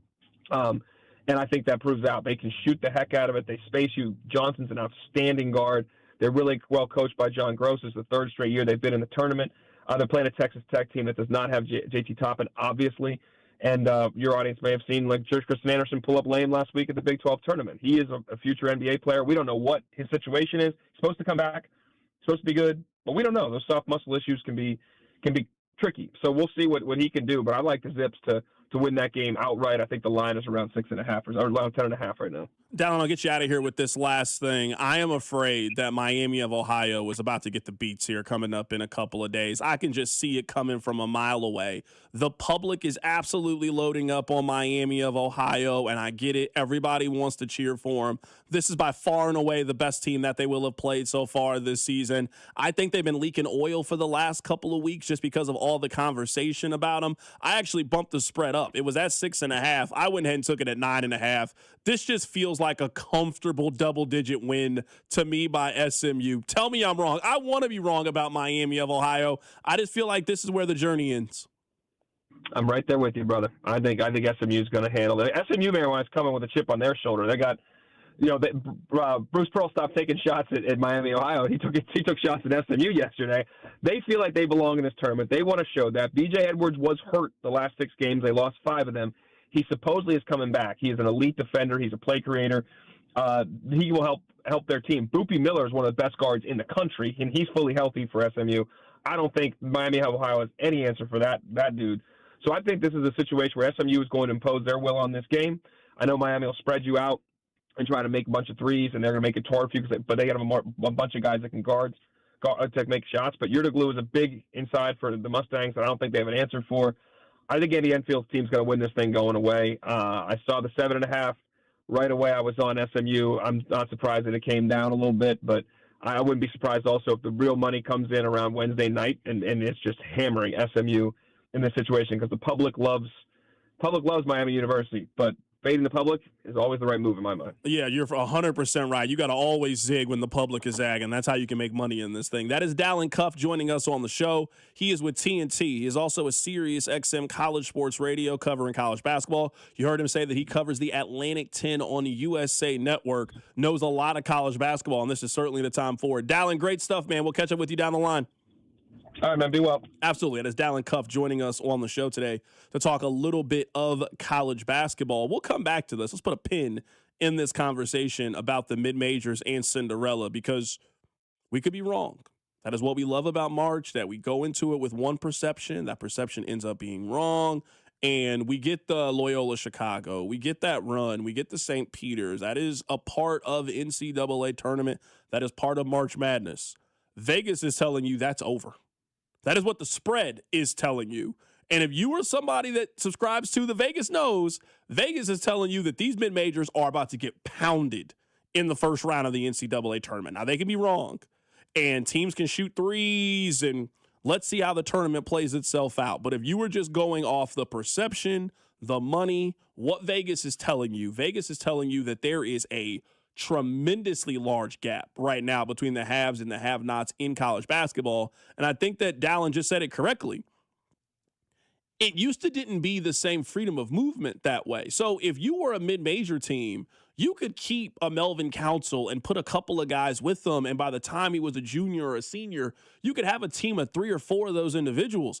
Man, that's not the case anymore in college basketball. I don't think we're going to see a lot of those teams that are homegrown, that they've kept these guys together for 3 or 4 years. We don't know about them, but that team is really, really talented.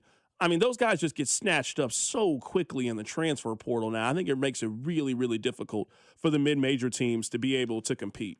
All right, coming up on the other side, we'll talk about one of the top stories in America right now. I'll tell you what it is. Keep it right here, so Drive. The Drive with Carrington Harrison on your home for Royals baseball. 96.5, The Fan. Hey guys, it's Cody and Golden. Learning the skills is only part of the journey. And over at Centric, turning those skills into a career is where people need the most support. And with Centric's 4-month IT program built around something different, a clear career pathway. And that's where Centric's career services team comes in. They're going to help coach you through the resume building, interview preparation, and guidance, along with a real entry-level IT job with local employers. And if you're serious about making that career move, you got to just talk to our friend Russ Mondry and schedule that career pathway call. Go to Centric.com for more. There's no place better to watch college basketball than Kansas City. And there's no place better to get all you need for your watch parties than my friends over at Hy-Vee. Hy-Vee makes your watch party easy. They have a huge selection of ready-to-serve party trays, boneless wings, barbecue, pizza, sushi, and fresh baked goods. They've got it all. And what you can do is order ahead through the Hy-Vee app, online, or at your favorite store. Even if your bracket is a bust, your watch party will be a winner. You can get everything you need only at Hy-Vee. Feeling the squeeze of high prices? Then stretch your budget this Friday through Sunday at Hy-Vee. Stock up and save big on 99-cent deals throughout the entire store. Like pork loin chops, just 99 cents. Skippy peanut butter, 99 cents. Green Giant vegetables, 6-pack ramen noodles, and much more, just 99 cents. Order through the Hy-Vee app or online and leave the shopping to us. Don't miss the 99-cent sale this weekend only at Hy-Vee. Ready to watch your favorite baseball stars play in the WBC? Get in on the action with BetMGM. Sign into your BetMGM account and enjoy a WBC odds boost token to snag even more winnings on your next bet. It's easy. Just log into the BetMGM Sportsbook app, add any WBC bet to your bet slip, and activate your odds boost token. If you win your bet with your token activated, you'll score extra winnings. 3 quick steps and you could be on your way to extra winnings if your next WBC bet hits. The world's greatest ball players are about to duke it out on a global stage. Don't miss out on the fun. Add some extra excitement to this year's tournament by signing into your BetMGM account and grabbing your WBC odds boost token today. BetMGM and GameSense remind you to play responsibly. Gambling problem? Call 1-800-GAMBLER. See BetMGM.com for terms. 21 plus only. Kansas only. Existing customer offer. Subject to eligibility requirements. Please gamble responsibly. In partnership with Kansas Crossing Casino and Hotel. The 66th Annual O'Reilly Auto Parts World of Wheels. World of Wheels Custom Car Show. March 20th through 22nd. Bartle Hall, Kansas City. Discount tickets at O'Reilly Auto Parts stores. See America's finest hot rods, customs, trucks, and motorcycles. Features and guest appearances. Cars and stars. All weekend. The O'Reilly Auto Parts World of Wheels. World of Wheels. World of Wheels Custom Car Show. March 20th through 22nd. Bartle Hall, Kansas City. Discount tickets at O'Reilly Auto Parts stores. When the cold sets in across KC, AB May is the trusted name for keeping your home warm, safe, and secure. From furnace repairs to system replacements, we deliver reliable solutions and unmatched care and professionalism. Whether it's a sudden breakdown or routine maintenance, AB May is here to help. Trusted by generations of Kansas City homeowners, we're committed to doing things the right way every time. Call AB May at 913-732-9993 or visit us at abmay.com. Call your serviceman from AB May. Furnished by IntelliBrands. Whether because of discomfort, lack of mobility, your lifestyle, or occupation, you sit inactively way too many hours a day. Get an Ellipse, the premium quality automatic seated exerciser that strengthens legs, increases mobility, and boosts circulation without physical strain or impact. Improve your flexibility and balance. Strengthen and tone your legs. My joints feel better, my knees feel better, my back feels better, and it makes me feel stronger too. My circulation is moving. I'm burning calories, and it makes me feel energetic. It's so quiet that none of my coworkers even know I'm using it. Call now and order Ellipse, the seated exerciser that strengthens legs, increases mobility, and boosts circulation. And for a limited time, get a free upgrade to our deluxe bundle with a faster motor, sport mat, and wireless remote. Call 800-555-1212. That's 800-555-1212. 800-555-1212 now. These statements and products have not been evaluated by the Food and Drug Administration. These products are not intended to diagnose, treat, cure, or prevent any disease or condition. Royals coverage sponsored by Park & Go, the best deal on airport parking. Spring getaway on the calendar? Start your trip stress-free with Park & Go, open 24/7 with all covered parking, so your car's protected from the elements. Quick shuttle service right to the terminal. Reserve now at bookparkandgo.com. Park & Go, family-owned and operated. Here's your traffic report on 96.5 The Fan. Slow if you're coming down from Riverside, 635 southbound just past 9 Highway. That is the right lane blocked. You've also got 435 southbound over at 40 Highway, right lane blocked by a stall. I'm Val with traffic on 96.5 The Fan. Subscribe to 96.5 The Fan on YouTube to watch the show from wherever you are.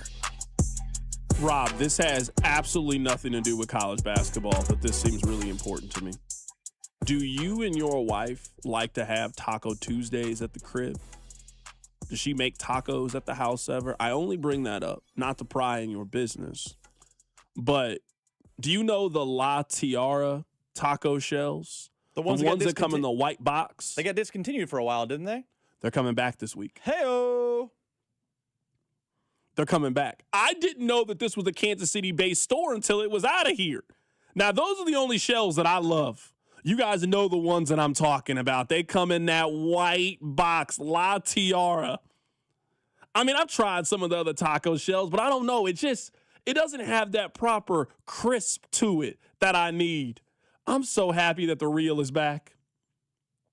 I am thrilled that the real is back with the Latiara. Hopefully I'm pronouncing it correctly. But, oh, my goodness, I'm so thrilled. I had to share that information with you, Rob. I had to share that information with you. Text line 913-586-7965. Talk sports. No, we're talking about the greatest taco shells. They've made a return after a year of being gone. After a year of leaving us, they're coming back this week. So next time you go to the grocery store, you got to pick up your Gate sauce and seasonings. That's important, too. But also make sure you get you a nice 18-pack of the Latiara taco shells and taco seasonings. That's number one. Number two, Rob, did you see the Christian Kirk contract? I did see the Christian Kirk contract. 1 year, $6 million for Christian Kirk. You know what? I would have done that. I'm not mad at that for San Francisco. I'm not mad at that move at all. Now, San Francisco, I mean, their whole team is if they can stay healthy. Their running back, their left tackle, Mike Evans, Christian Kirk, and we all know at San Francisco, they don't always stay healthy. But if San Francisco can stay healthy, they maybe got the most talented roster in the National Football League. I love that signing. I really do. I love Christian Kirk on a 1 year, $6 million deal. Sign me up for that. Now, what you don't know is he got hurt on the flight out there because it is San Francisco. Of course he did. George Kittle's hurt probably. I think Kittle's done for the season. I think Kittle's done too. Christian McCaffrey had a big fall off last year. He was great out of the backfield, was not great rushing the football last year. I think their offensive line had some issues last year because it's old and there's reason to be excited on paper. There's also a reason to remember the games were played on the field, and that's where they struggle. What's up with Jawan Jennings right now? Why is Jawan Jennings still up for? It's a great is he question. hurt that I don't know about? It's a great question. He must have priced himself out of it. Because once Romeo Doubs signed, why didn't Jawan Jennings? He didn't get a contract that was comparable to that. Is it his age, you think? He's 29, right? He's a little older. Not like for the earth, but for football. I would love Jawan Jennings. A Jawan Jennings signing. I don't think the Chiefs are going to sign Jawan Jennings, but someone is going to get a good player on a good deal. It's got to be personality with him. Remember he got into that beef last year with Houston, and that I can't remember the offensive lineman. He did not have a lot of positive things to say about Jawan Jennings. This has to be a personality thing with Jawan Jennings. It has to be. I mean, that or people think that he was good last year strictly because of necessity, not actual talent, because he was basically the only healthy Niner all season, and they think if you put him on a real roster, that starts to fall apart. Someone on the text line says, Carrington, thank you so much for updating us on taco shells. I don't know if you're being sarcastic or not. If you've ever had the Latiara taco shells, you would know exactly why we needed to update you on them being available. If you've ever had them before, if you know exactly what I'm talking about, you know why this is a big deal. Taco night ain't been the same. Taco night ain't been, the tacos ain't been hitting the way they need to because we haven't had the proper shells. The shells are just as important as what's on the inside. They're a package deal. They're like Shaq and Kobe. They're a package deal. They're like Mahomes and Kelsey. That's a great 1-2 combination. So, yeah, no, I don't know if you're being sarcastic or not, but no, this is important when it comes to that might be the number one hit coming up at 5 o'clock. I haven't determined what the hits are going to be, but the Latiara taco shells, they might be the number one hit. That's 100%. All right, last thing before we get back to college basketball. Congratulations to Michael B. Jordan. You want to know, Rob, why I think this Michael B. Jordan winning Best Picture is so important? Why I think it's a little bit different than other Best Pictures? He is one of the few actors that we have truly seen grow up. Michael B. Jordan is in Hardball. He's one of the kids. Michael B. Jordan is on The Wire. Michael B. Jordan has been in our lives without you knowing it for at least 25 years. He's on one of my favorite TV shows. If I had to make a list of my 5 favorite TV shows, Friday Night Lights is one of them. He is the star of the final 2 seasons of Friday Night Lights. We've seen him turning to a budding movie star and now maybe the leading man in Hollywood after Yesterday. This one feels a little bit different. I think there are certain shows that when you see the characters go on from that show to have success, you feel like a sense of ownership. Like, that's how people from The Wire feel. Like, if you watch The Wire, you feel good when a character from The Wire appears in other television shows. Like, oh, I know that guy. I've seen them before. I think Friday Night Lights is kind of one of those shows. And when you see Kyle Chandler, the career that he's had, Connie Britton and her career, you see Jesse Plemons, who had such a small role on that show and maybe is honestly the best actor out of that entire group. I think you feel good when people like that go on to have success in their career. That's why I think it's such a big deal that Michael B. Jordan won Best Actor yesterday. You would have never had told me watching the movie Hardball, and I've seen Hardball 5-6 times. You would never have told me, hey, one of the kids in Hardball is going to grow up to win Best Picture in the Academy Awards. I'd have laughed at you and called you crazy. That happened. I saw it happen yesterday. He also is very unique, and I think he only has like one stinker on his resume. Like, anyone else thinks a great actor, like, that's been in this for a while. Like, Chalamet doesn't really count. Chalamet's been acting for 12 minutes. I'm talking like Leo, the people we've seen. They all have a woof. Why'd he do that one? That is not the case with Michael B. Jordan. He has one. Fantastic Four was just words I can't say on the radio. Just not good. So they rebooted that in the blink of an eye. We gotta erase this out of history. Everything else he's done, though, he's been really good in, or he's had a small role in a great movie. Like, he's not the star of Black Panther, but he is an important part of why Black Panther is a great franchise. Sure. Like, he didn't really have stinkers, which is kind of unique for an actor at this point in time. Yeah, I guess a couple of things, too. I also think that I think sometimes two people just come together at the absolute perfect time in their lives. And the fact that Ryan Coogler and Michael B. Jordan have just grown up and done this together. I mean, Ryan Coogler has only made one movie without Michael B. Jordan. It was Black Panther 2. And the only reason that Michael B. Jordan is not in it is because his character gets killed off in the first one. He actually has a cameo. I know you didn't see it. He has a very small cameo. I forgot that he was in it. I haven't seen it since it first came out. In it's a little bit, yeah, but I get your point. When you think about that, I mean, Ryan Coogler, who, he was a star at the USC Film School, came out his very first movie, Fruitvale Station, stars Michael B. Jordan, and they did Black Panther 1 together. They did Creed 1, 2, and 3 together. They did Sinners. They have had an amazing career. I also wonder this. Is Michael B. Jordan a celebrity that has a 100% approval rating? He's kind of one of those celebrities. I think it's weird if you don't like him. I understand if he's not your favorite celebrity for whatever reason, but I don't even really know what reason anybody would have to dislike Michael B. Jordan. Really good guy, nice looking guy, been in a lot of popular movies, a lot of popular franchises, doesn't seem too problematic, just seems to kind of mind his own business, not really linked or attached to anybody, went to the Oscars last night with his mom, gave a great speech. Michael B. Jordan seems like a celebrity that has 100% approval rating. We are learning more and more every single day that most of our favorite celebrities are absolute terrible human beings, and maybe we shouldn't like them. It feels good to root for Michael B. Jordan. It feels good to want him to have success. Listen, I think he's like 99.9.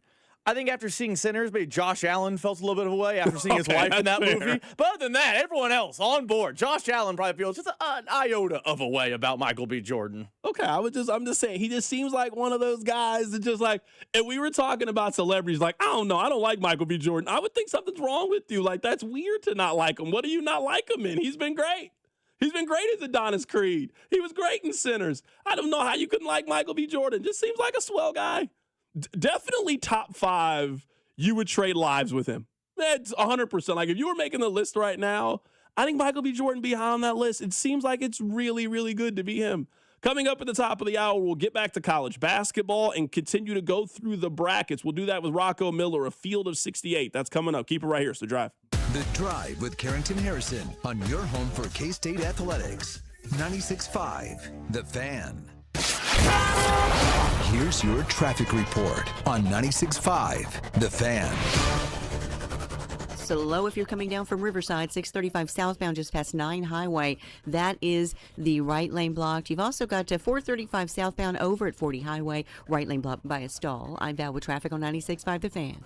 Right now, FanDuel is dropping bonus bets into everybody's account for the tournament. All you have to do is opt in to claim your bonus. Use your FanDuel bonus bets on your bracket picks, money lines, spreads, totals, game props, or even a same-game parlay. But don't wait. These bonus bets are only available for a limited time. March basketball is here, and what better way to celebrate it than with bonus bets with our friends at FanDuel? So make sure that you visit FanDuel.com/local to opt in for bonus bets. That's FanDuel.com/local to learn more about bonus bets for the tournament. So whether you think Kansas has a chance to make it all the way to the Final Four, or maybe you think that Missouri has a chance to make it to the second weekend, remember, it's time to dance. FanDuel, America's #1 sportsbook app and the official sportsbook of 96.5 The Fan. 21 and present in Missouri. Bonus issued as non-withdrawable bonus bets expires 7 days after receipt. 21 and present in Missouri. Bonus issues non-withdrawable bonus bets expires 7 days after receipt. Max bonus $500 otherwise specified. Restrictions apply. See terms at sportsbook.fanduel.com. Gambling problem? Call 1-800-GAMBLER. Anthony Plumbing, Heating, Cooling, and Electric. Visit AnthonyPHC.com today. For 75 years, Kansas City families have trusted Anthony for comfort, safety, and dependable service. Thank you for trusting us with your house keys. Anthony, in your home for 75 years. At Uline, they know firsthand the road to success is an uphill climb. Uline started in the family basement, and through hard work is now North America's most trusted shipping and industrial supplier. They get what it means to have the support of reliable, hard-working partners. So they keep 41,000 items ready to ship. Whether your company is still in a basement office or expanding cross-country, Uline will be there on your road to success. Visit uline.com. Too many tools, too much stress, and way too many bills. Odoo replaces it all. One connected platform for every part of your business, so you can work faster, smarter, and for less. Odoo, the only software you'll ever need. Try it free today at odoo.com. That's ODOO.com. Low testosterone can be a real problem for many men. It causes poor sleep patterns, decreased energy, low sex drive, and it makes it really hard to stay in shape. And as we all know, a healthy body is very important to our overall health and well-being. This is Jeff for Heartland Men's Health, and if some or all of these symptoms sound like you, we can likely help you be done with low T. We can also help you lose weight, support your metabolism, improve your gains in the gym, and more with our new targeted body composition plans featuring GH peptides, NAD+, GLP-1s, PDA, and more. Our low T protocols, applied in conjunction with our body composition plans, will help most men see real improvements, true weight loss, higher energy, improved sleep, stronger workouts, and a renewed sex drive as well. Your initial visit is just $99 and includes blood work and a medical consult. And if you start on treatment the same day, your visit is free. Call 844-447-6600 or go to heartlandmenshealth.com. Featured therapies are compounded and have not been evaluated nor approved by the FDA. Provider prescription required. See website for details. You're always better with a roof from JR. Here they come. A baseball-sized hailstorm means every roofer for 500 miles is on his way here to ring your doorbell. Before that happens, go online to jrstormcheck.com and relax. JR & Company is locally owned, veteran-owned, and family-owned. JR & Company offers a lifetime warranty on workmanship. But best of all, JR & Company offers a free Class 4 shingle upgrade. What does that mean? Most insurance companies offer premium discounts on Class 4 shingles. Remember, no roofer can legally offer to pay your deductible, but a free shingle upgrade can reduce premiums for years to come. Why do we do this? Because we can. A lifetime workmanship warranty and free shingle upgrade. It's why we say, You're always better with a roof from JR. just visit jrstormcheck.com. Royals coverage sponsored by Renner Garage Door. Forward and back, RENNER. Almost Andy Reid here for Renner Garage Door, America's oldest family-owned garage door company, serving both wholesale and retail markets. Free repair or replacement quotes and $100 off a new garage door. RENNER. Play ball! Cody and Cold will be live outside Gate D starting at 10 for the Royals home opener on Monday, March 30th, right here on your home for Royals baseball. 96.5 The Fan, KFNC FM and AM, HD1 and HD2 Kansas City, in Odyssey Sports Station.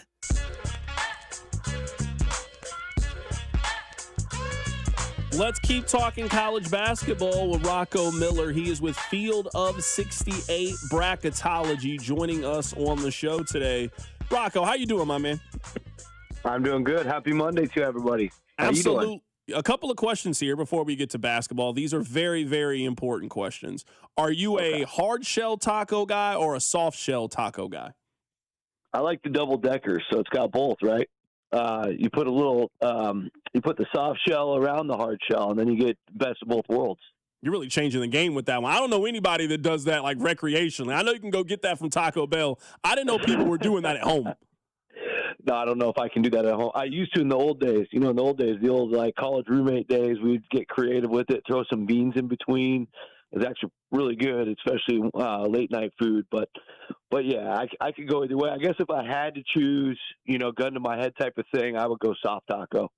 Today is March 16th, so a lot of people are calling this Stone Cold Steve Austin Day. I'm a believer that every kid had a favorite wrestler at some point. When you were 10, 11, 12 years old, who was your favorite wrestler? Razor Ramon, the machismo. Throw the toothpick at you, and you know, whoever could forget when Razor Ramon got pinned by the 1-2-3 Kid on Monday Night Raw. That's a good one. Razor Ramon as a favorite wrestler is a really good one. We're talking to Rocco Miller here joining us on the show. All right, let's get to the brackets. Let's talk a little bit of college basketball. We have been discussing this today.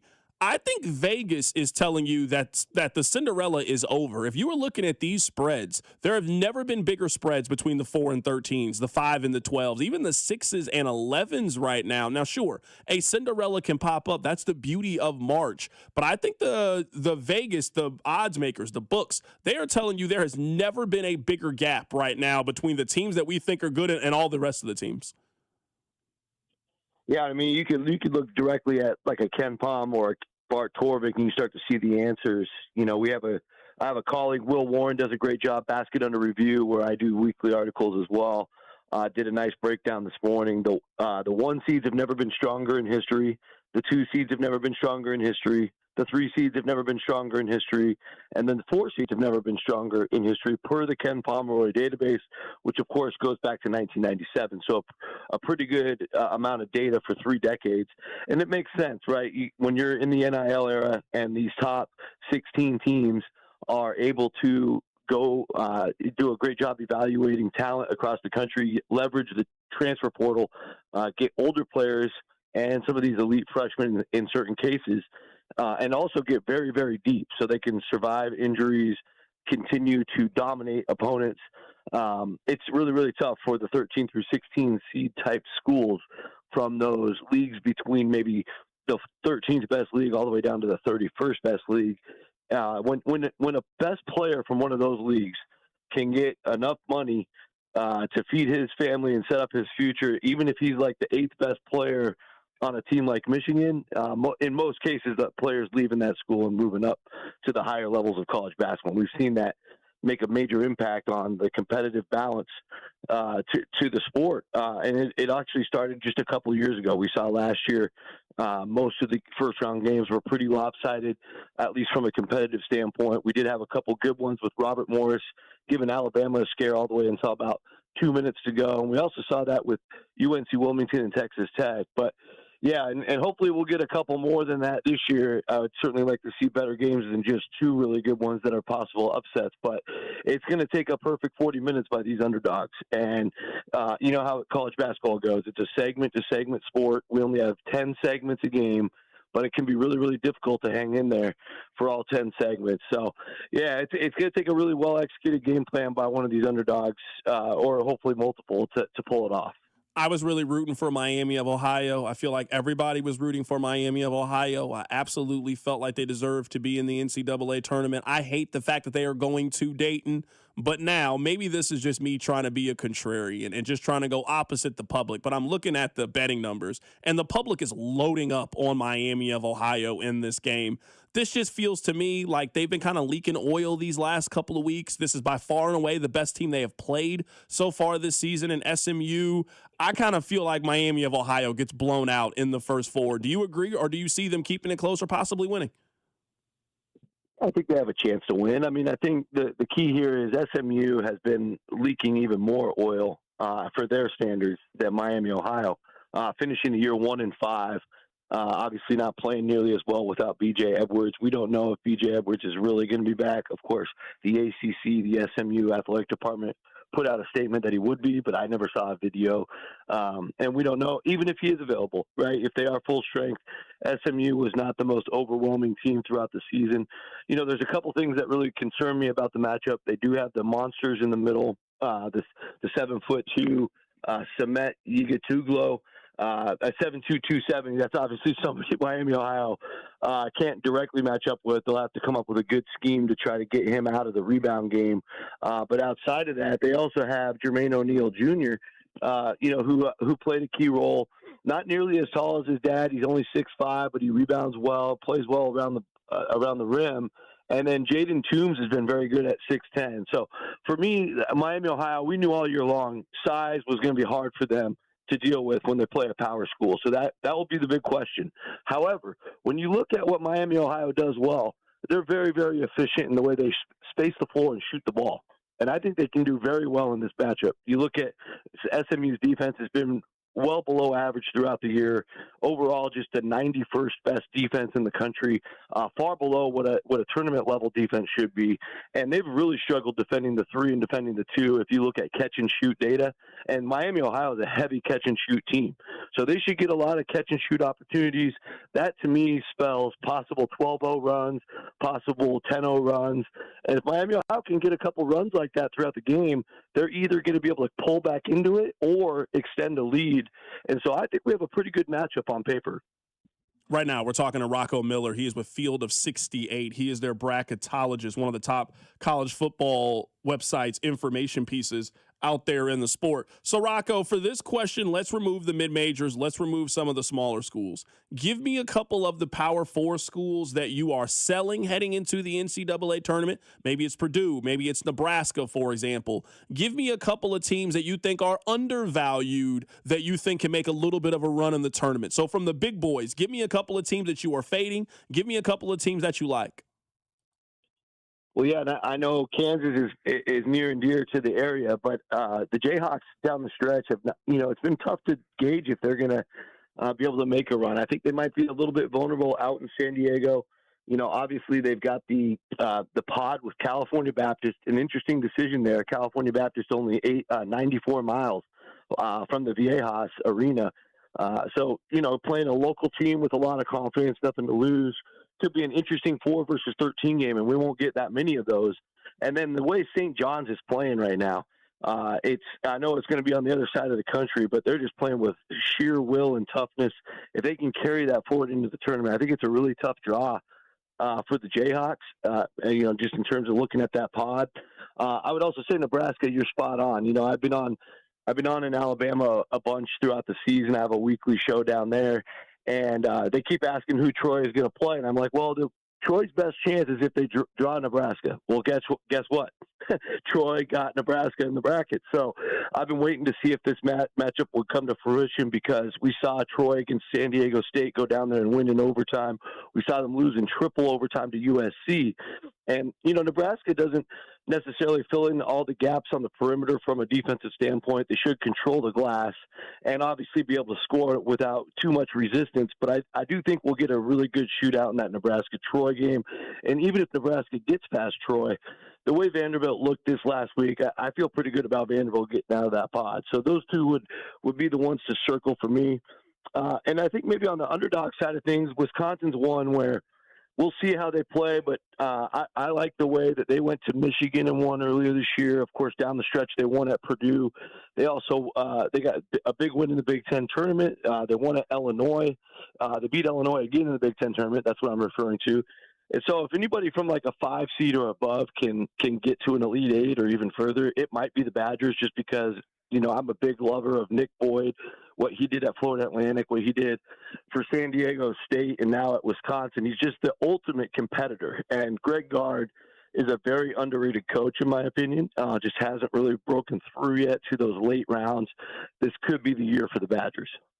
Right now, we're talking to Rocco Miller. He's with Field of 68. He is their bracketologist. All right, let's pencil in on Kansas. Let's really zoom in on them. Let's start with this, the conversation about Darren Peterson. I've seen A.J. DeBansta look special here over the last couple of weeks. I've seen Darius Acuff look special over the last couple of weeks, Cam Boozer.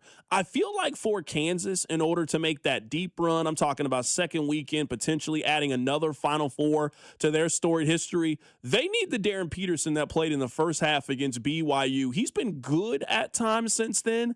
I think it's been a little bit since he's looked special, since he's looked like somebody who could be the number 1 overall pick in the draft. If Kansas is going to be a legitimate threat, they need a different version of Darren Peterson they've gotten for the last 3 weeks.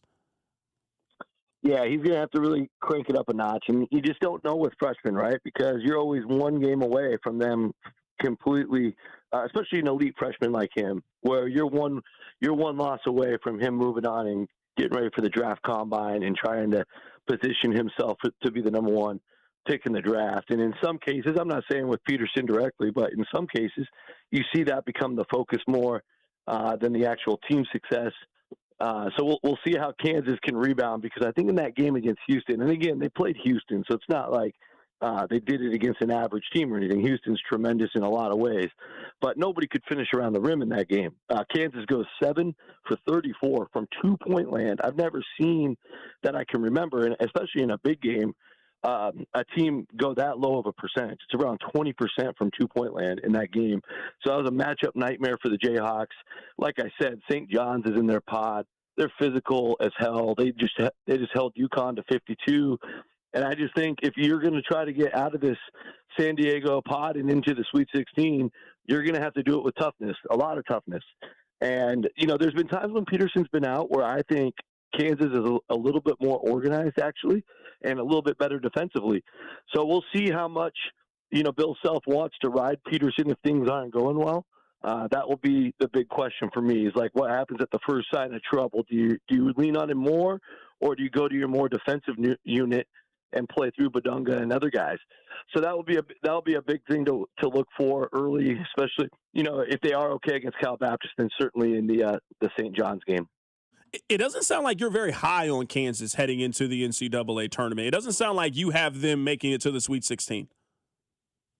Well, I could definitely see them getting there. It's not that I don't see that. It's just more I don't love the matchups, and NCAA tournament, any tournament is all about matchups, and so we just have to see how they respond. Every week is a new week. We've seen St. John's a couple weeks this year not play their best. They, of course, almost lost to Providence multiple times. They did lose to Providence once, and that was a physicality thing. So I just think Rick and those guys have really got that dialed in. I also think Northern Iowa in that pod is playing extremely tough. They're a top 25 defensive team. So even if Northern Iowa can swing the upset on St. John's, you're still going to get a fight from them. Kansas certainly can get to the Sweet 16. It's not that. It's just a different version of Kansas has to show up than what we've seen in the last week or two. So let's talk about the Missouri Tigers. They have a first-round matchup against Miami. I haven't gotten a chance to watch a lot of Miami this year. I have watched a lot of Missouri. Tell me how Miami wins this game. Tell me how Missouri wins this game coming up on Friday night.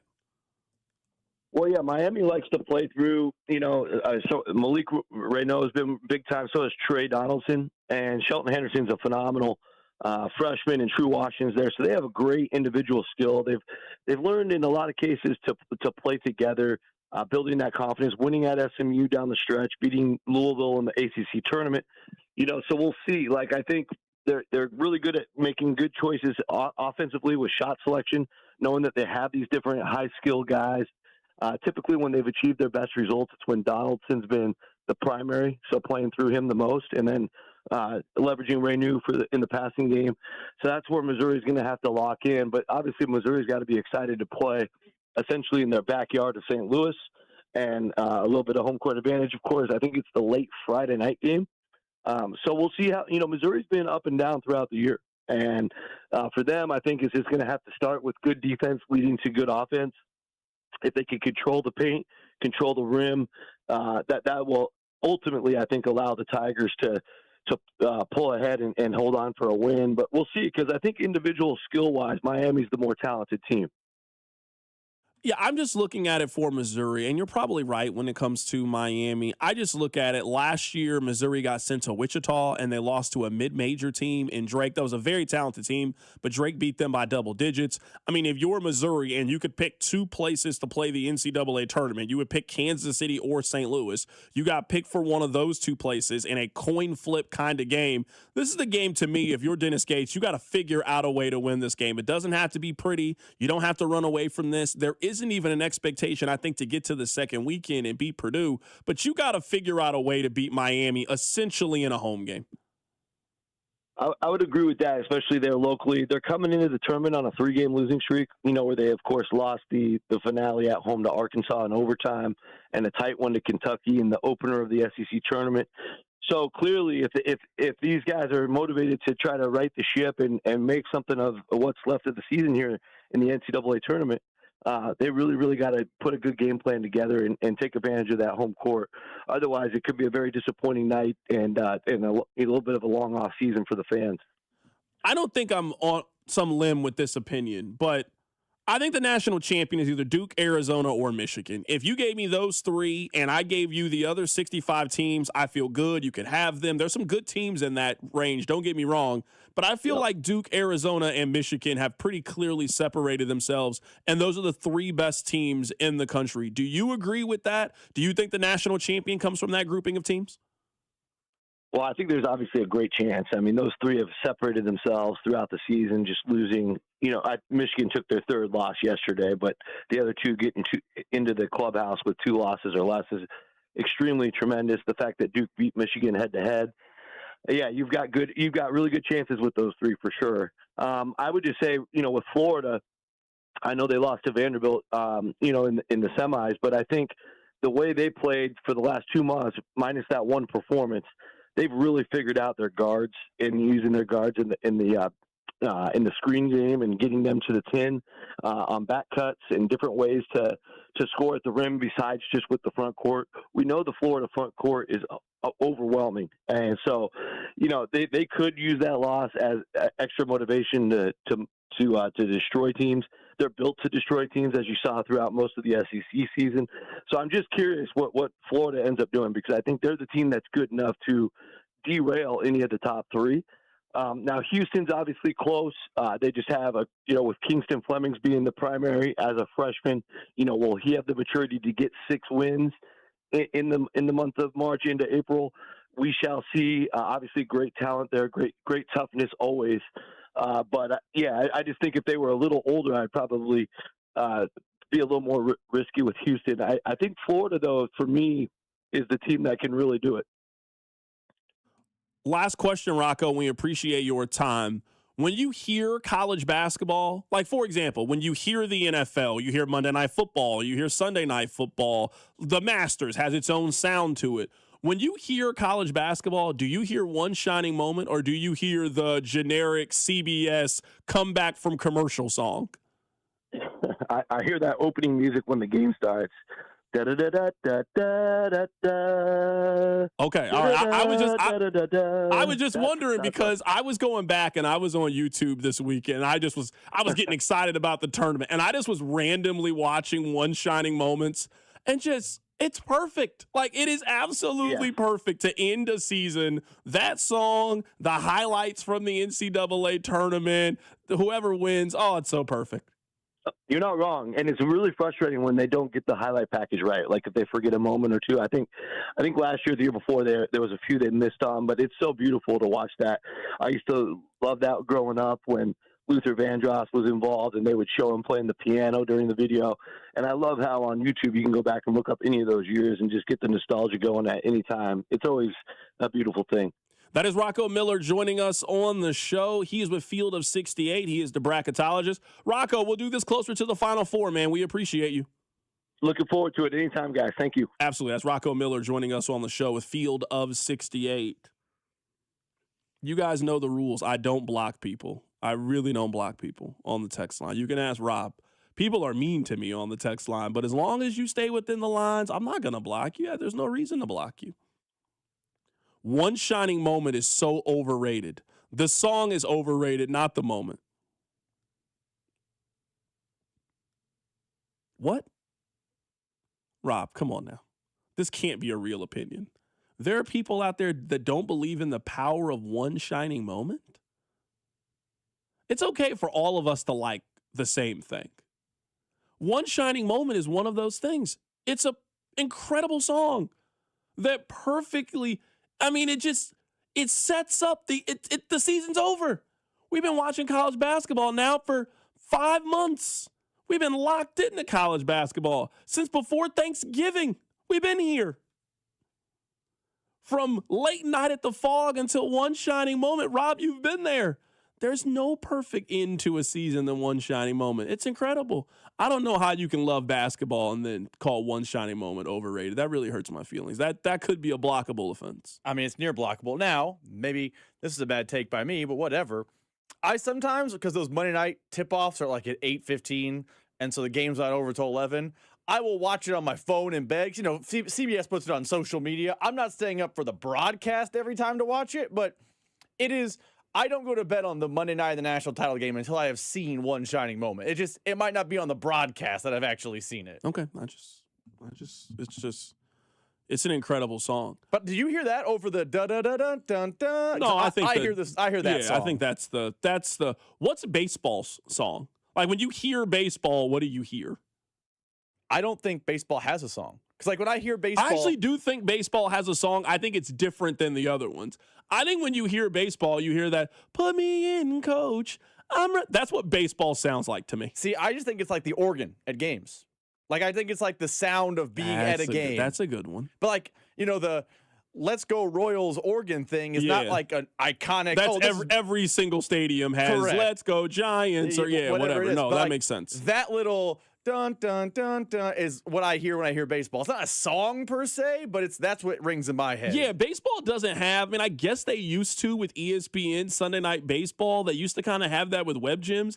They don't really have a sound. Like, if I ask you what the NFL sounds like, there's like 5 different answers. There's the CBS music. There's the Fox music. There's Monday Night Football. There's Sunday Night Football. Like, there is a sound. The NBA has a defining, it's round ball rock. If I play that, you think of NBA on NBC. It definitely has a sound. Golf has the Masters. I don't know if baseball has one. Now that I'm really thinking about it, I really think it's that center field song. I think that's what baseball sounds like. But the organ, that's a good one. I didn't think about it that way. I mean, I actually do think someone on the text line says "Take Me Out to the Ball Game" is not bad, but like baseball does not have a song that you like is so synonymous. I actually think, does college football have one? When I hear college football, I think of the SEC music. Okay. I just think of like pick a fight song, but generic band fight song is playing. Like, yeah, I hear 2 things. I hear the SEC at 2:30 just because, I mean, that first live look on the da-da-da-da. I hear that one. And I also hear "We Come Into Your City," the beginning of College Game Day. Those are the 2 that I hear. Someone says "Take Me Out to the Ball Game" is the baseball song, which now thinking about it, that's what baseball sounds like. You're right. I can't believe we forgot about "Take Me Out to the Ball Game." That is exactly what baseball sounds like. That's where baseball's unique. They're both stadium things. Like, they've never come back from break. Sure. I guess maybe the Cubs do, but the Cubs are unique. No one's ever been like, man, it's opening day. Take me out to the ball game and let's get fired up. No, that's a great. See, that's why the text line. You're right. No, baseball has a song. It's "Take Me Out to the Ball Game." It is something that every stadium does. You are excited for when you get to the 7th inning. Everybody stands up and sings a song. It absolutely sounds like that. 100%.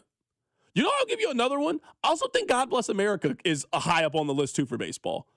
We don't really sing "God Bless America" really anywhere else other than at baseball games when you really think about it. Baseball might sound like "God Bless America" too. That's a good text line. Great job. "Take Me Out to the Ball Game." I apologize. Baseball, you do have a song. It's actually an incredible song. "Take Me Out to the Ball Game." All right, coming up at the other side, Rocco said something really interesting about KU that I want to get you guys' opinion on. We'll talk about it. Keep it right here, Sir Drive.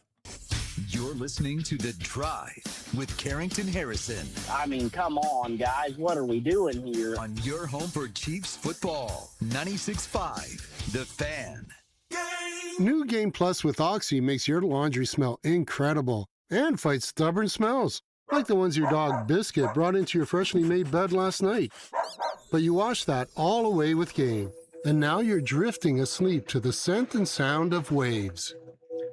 Ah, no, that's the dog licking your ear. Biscuit. It just might be our greatest scent ever. Now with odor fighting power. New Game Plus with Oxy. Why'd I go to the doctor? Working on the farm, my heart kept skipping a beat.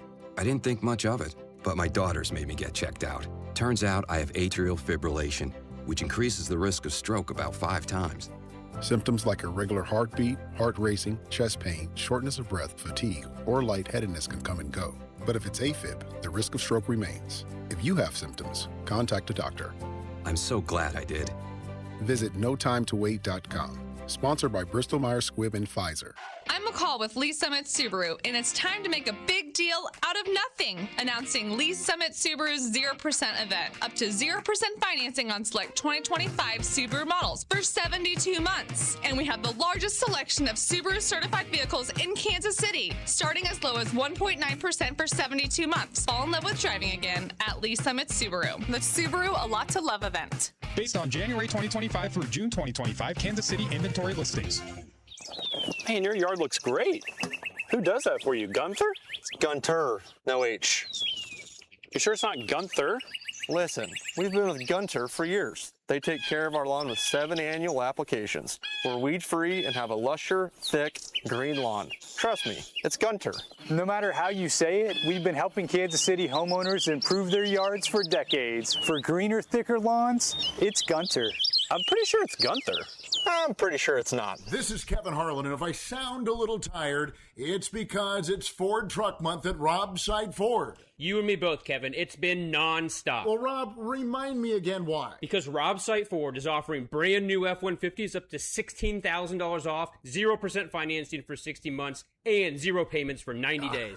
Yes, that'll do it. And it's not just the F-150s. We've got the best deals of the year on Super Duty, Ranger, and Maverick. Okay, so let me get this straight, Rob. Massive savings, strong financing, no payments for 3 months, and people are showing up? It's nonstop. Funny how that works. Turns out, when you've got the inventory, the price, and the experience, people notice. Especially when you're Kansas City's #1 top-rated Ford dealer on Google. 4.8 stars and over 3,000 reviews. And Kansas City's top volume F-150 dealer. No wonder you're tired. It's Ford Truck Month at Rob's Site Ford. 135th and State Line, or robsite.com. My son loves to fly kites, but my active psoriatic arthritis can sometimes hold me back. Now with Skyrizi to treat my skin and joints, I'm ready to go.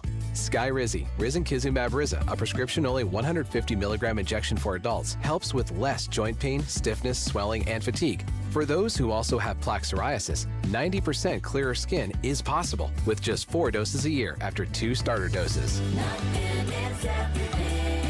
Don't use if allergic to Skyrizi. Serious allergic reactions and an increased risk of infections or a lower ability to fight them may occur. Before treatment, your doctor should check for infection and tuberculosis. Tell your doctor if you have an infection or symptoms such as fever, sweats, chills, muscle aches, or cough, or if you plan to or recently received a vaccine. With Skyrizi, there's nothing like clearer skin and better movement, and that means everything. Ask your doctor about Skyrizi today and visit skyrizi.com or call 1-866-SKY-RIZI to learn more. Spreadsheets, clunky software, 100 different logins just to run your business? There's a better way. Odoo. One simple, connected platform that handles sales, inventory, accounting, and more, so you can focus on growing, not juggling. Make the switch today at odoo.com. That's ODOO.com.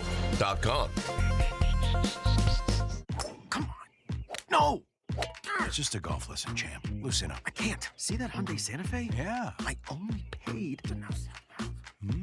Finish up on your own. I gotta run. Deal's so right, it almost feels wrong. The Hyundai Getaway Sales Event. Get 0% APR for 60 months, plus 0 payments for 90 days on the Hyundai Tucson, Tucson Hybrid, Santa Fe, or Santa Fe Hybrid. Now, during the Hyundai Getaway Sales Event. Hurry, offer ends March 31st. Call 562-314-4603 for details. You're listening to 96.5 The Fan from the DM Injury Law Studios. Mike's got this. Car, truck, or motorcycle wreck? Remember, Mike's got this. 816-888-7500. Mike's got this. Here's your traffic report on 96.5 The Fan. New problem, Blue Springs, 70 westbound. It is a stall. Tried to make it off to the right shoulder past 7 Highway, 70 westbound past 7 Highway. Scoot to the left. North KC looks like 635 southbound past 9 Highway. Scoot to the left, right lane blocked there. I'm down with traffic on 96.5 The Fan. Welcome to your home for Royals baseball. 96.5 The Fan.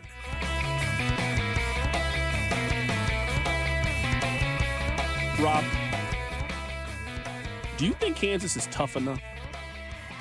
I ask that question because I just saw them get beat up in a way that I haven't really seen too many Kansas teams get beat up the way that they did a couple of nights ago at T-Mobile Center in front of everybody. I mean, Houston put them in the crippler crossface, the Boston Crab, the figure four leg like, the sharpshooter. You think of a wrestling submission move, and Kansas tapped out pretty quick. They got embarrassed in front of everybody. And I think we would all agree that there is a measure of toughness that you are going to need to be able to make a significant run in the NCAA tournament. You may not need that level of toughness against California Baptist. I'm just going to guess that you just got better athletes, better players than they are.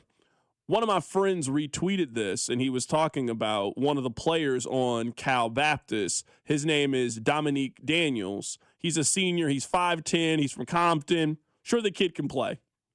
He was fantastic this year. 23, 3, and 3. I done seen way too much Bill Self coach basketball teams. That 5'10 kid is not dominating Kansas. They will throw so many bodies at him. They will come up with a defensive scheme in order to slow him down. That is not what you can do to St. John's. And if there is something that I think we know St. John's is going to try to do, St. John's is going to try to be hyper physical with Kansas. They are going to be hyper aggressive with Kansas. I think the question really is threefold with them as they are heading into the tournament. One, what version of Darren Peterson are you going to get? I'm not telling you that Darren Peterson can't play. The kid can obviously play. But for somebody who we are arguing could be the number 1 overall pick, Rob, when was the last time that he looked special? Because there has been a feeling with him, once he gets healthy, once he gets right, that he can go on this magical run and carry Kansas. Now, maybe he just never gets right at KU. Maybe he's always dealing with the injury, and I want to play what he had to say this weekend when he was interviewed by the media. But they need a Darren Peterson that's going to go out there against the good teams.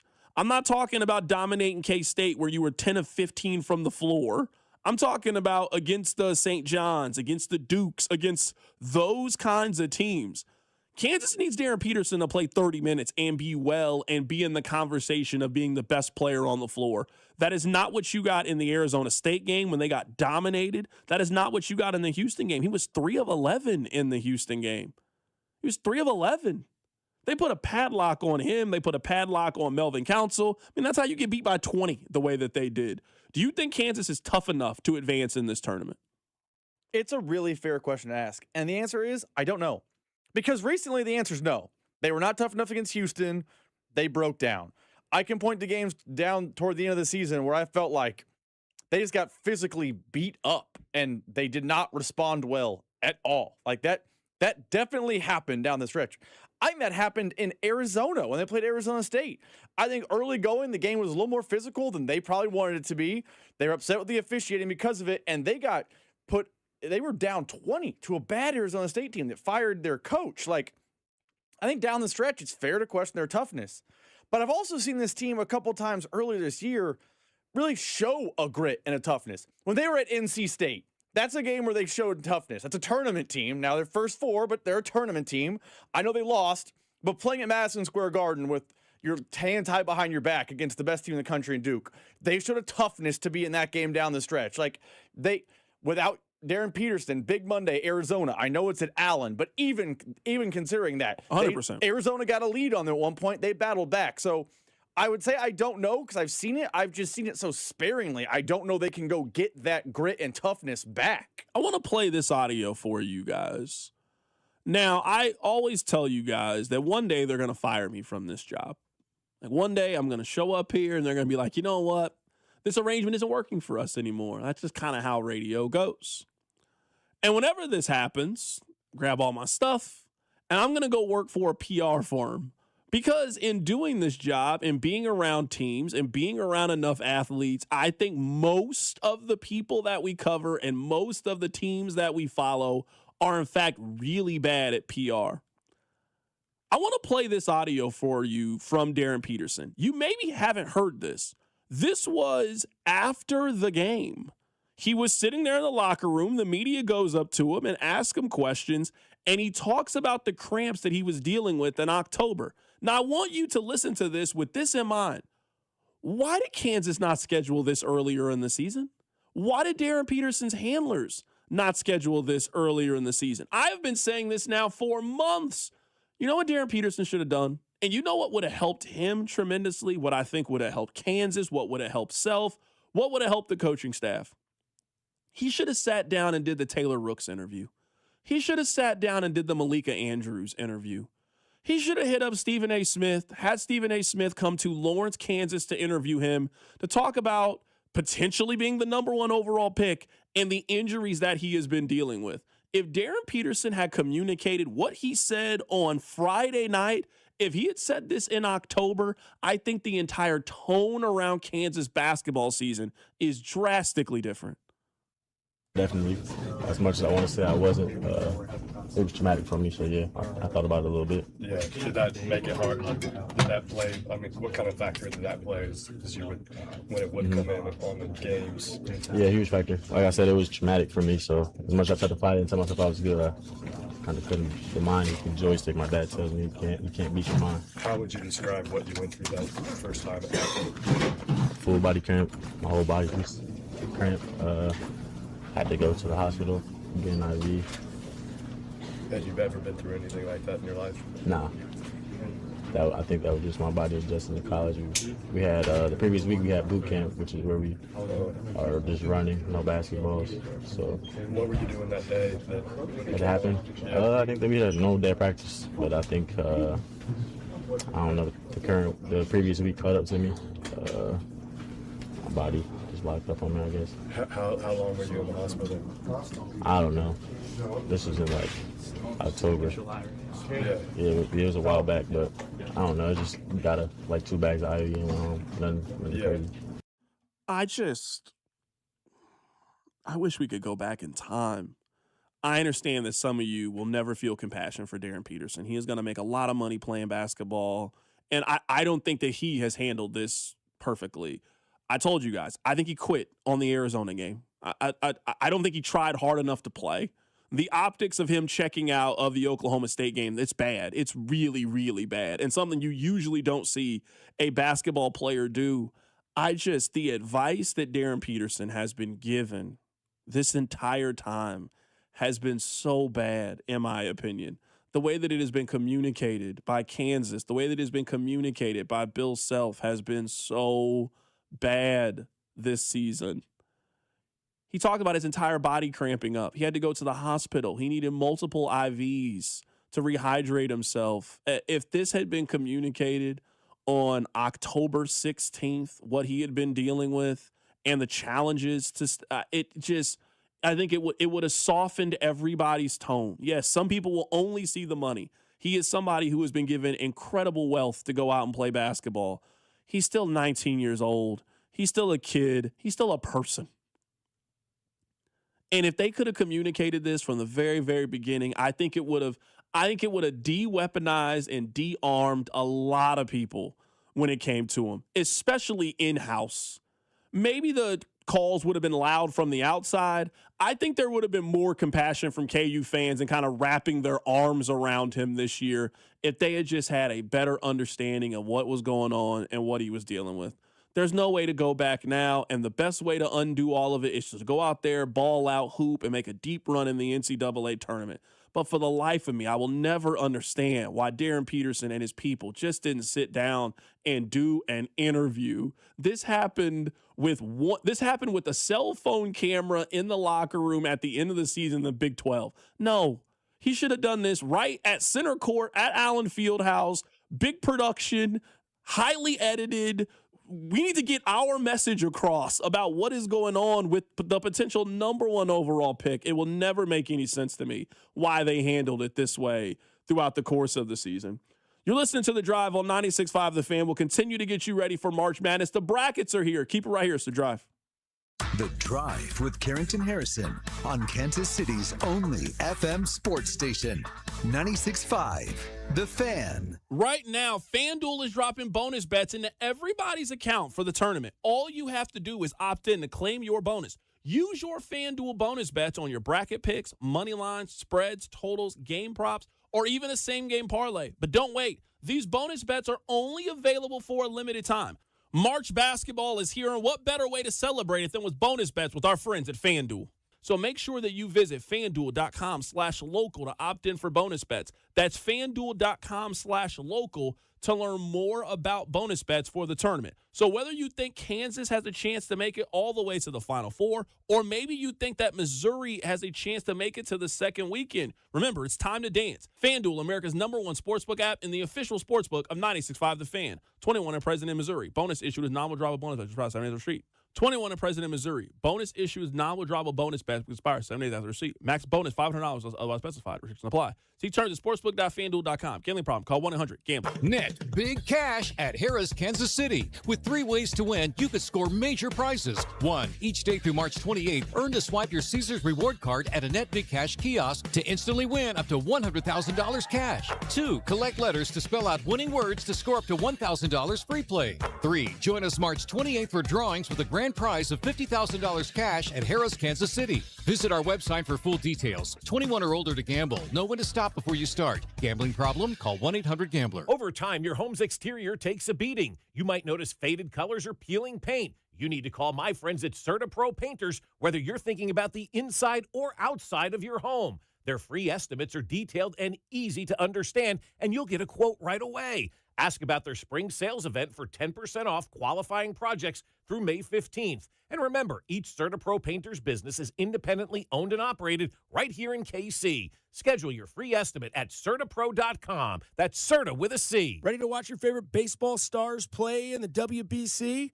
Get in on the action with BetMGM. Sign in to your BetMGM account and enjoy a WBC odds boost token to snag even more winnings on your next bet. It's easy. Just log into BetMGM Sportsbook app, add your WBC bet to your bet slip, and activate your odds boost token.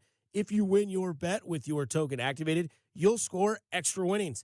3 quick steps, and you could be on your way to extra winnings if your next WBC bet hits. The world's greatest baseball players are about to duke it out on a global stage. Don't miss out on the fun and some extra excitement to this year's tournament by signing in to your BetMGM account and grabbing your WBC odds boost token today.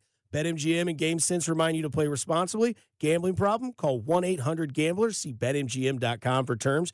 21 and older only. Missouri only. Existing customer offer. Subject to eligibility requirements. Please gamble responsibly. In Kansas, truth is told in speed. Wide open, full bore, and no mercy.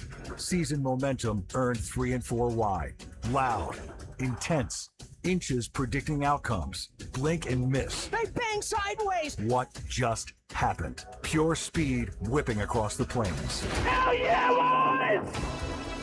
NASCAR weekend at Kansas Speedway, April 18th and 19th. Get your tickets now at kansasspeedway.com. When the cold sets in across KC, AB May is the trusted name for keeping your home warm, safe, and secure. From furnace repairs to system replacements, we deliver reliable solutions and unmatched care and professionalism. Whether it's a sudden breakdown or routine maintenance, AB May is here to help. Trusted by generations of Kansas City homeowners, we're committed to doing things the right way every time.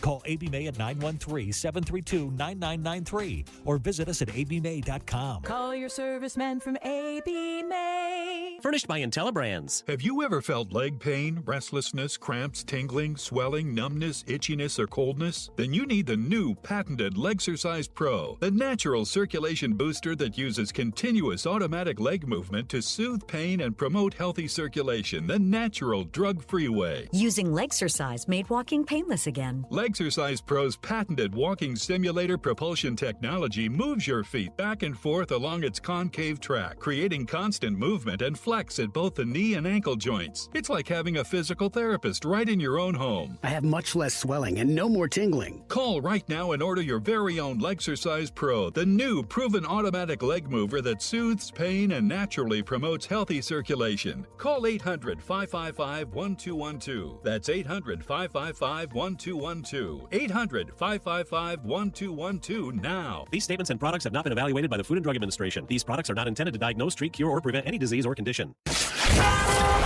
Here's your traffic report on 96.5 The Fan. We've got a crash working 169 Highway northbound at Inglewood. It is the left lane that's blocked. And still working is that stall blocking part of the right lane of 635 southbound past 9 Highway. Scoot to the left through here. I'm Val with traffic on 96.5 The Fan. You're listening to The Drive with Carrington Harrison on 96.5 The Fan and the Odyssey app. I got some college basketball stuff I want to get to here coming up in a bit. We'll get to the brackets. I want to answer this text really quickly. So we played the audio. Darren Peterson met with the media after the loss on Friday, and he said that He had full body cramps back in October. His body locked up. He was scared, said he went to the hospital and got 2 full bags of IVs, and that is something that has never happened to him before. Someone on the text line sent this in. CDOT, perhaps Peterson is lying. His draft stock is plummeting, and he has not lived up to the hype. It gives him an excuse after the fact. I don't know Darren Peterson. I've never talked to him before. There's not really much about his personality that would lead me to believe that he has created this story to get out of what has happened so far this season. He doesn't really talk that much. So after a game in which you just got pummeled and he's sitting there with the media, I don't know if that's the time that I believe that Darren Peterson has created this story of going to the hospital and getting IVs. I believe that this happened. I told you guys this entire time, I believe that Darren Peterson was hurt. I believe the hamstring. I believe the cramps. I was giving him a pass. I think the Arizona thing was different. That is not affecting your draft stock, you trying to play through it. I just don't think he tried hard enough to play in the Arizona game, and that was when I kind of started to have the issue with Darren Peterson. My thing is, I guess Darren Peterson has told us how he struggles to communicate. He called himself an antisocial loner. You can't be that and be a great communicator. Those two things just don't go together. So it is, I would say, it is then the adults around him, whether it's self, whether it's the AD, whether it's his parents, whoever you think it is, somebody then needs to be a great communicator. I think the communication was broken from everybody when it came to how this season has played itself out. Now, ultimately, it might not matter. Let's see how he is remembered in March, and let's see if he can put it together or not. But the fact that it was just never really explained what was going on, and we didn't really get the explanation until late in the, we didn't get it until the very last time that we could possibly get the information. Darren Peterson will talk one more time as a Kansas basketball player. That is at the end of their season. I don't know when that will be, but Darren Peterson will talk one more time as a Kansas basketball player. He will declare for the NBA draft, and we'll see where he goes. Why this wasn't a bigger deal, why he didn't have his moment to explain. Maybe he will at some point before the NBA draft process. It just, the way it was communicated is just very, very confusing to me. All right, Rob, I do want to get to college basketball. I do want to make this point very quickly. We are celebrating Michael B. Jordan. Michael B. Jordan won Best Actor yesterday at the Academy Awards. Salute to him. I think, at least for me, I feel a certain closeness to this because Michael B. Jordan has been in our lives for 20-something years. Friday Night Lights is one of my 5 favorite shows. He is the star of seasons 4 and 5 of Friday Night Lights.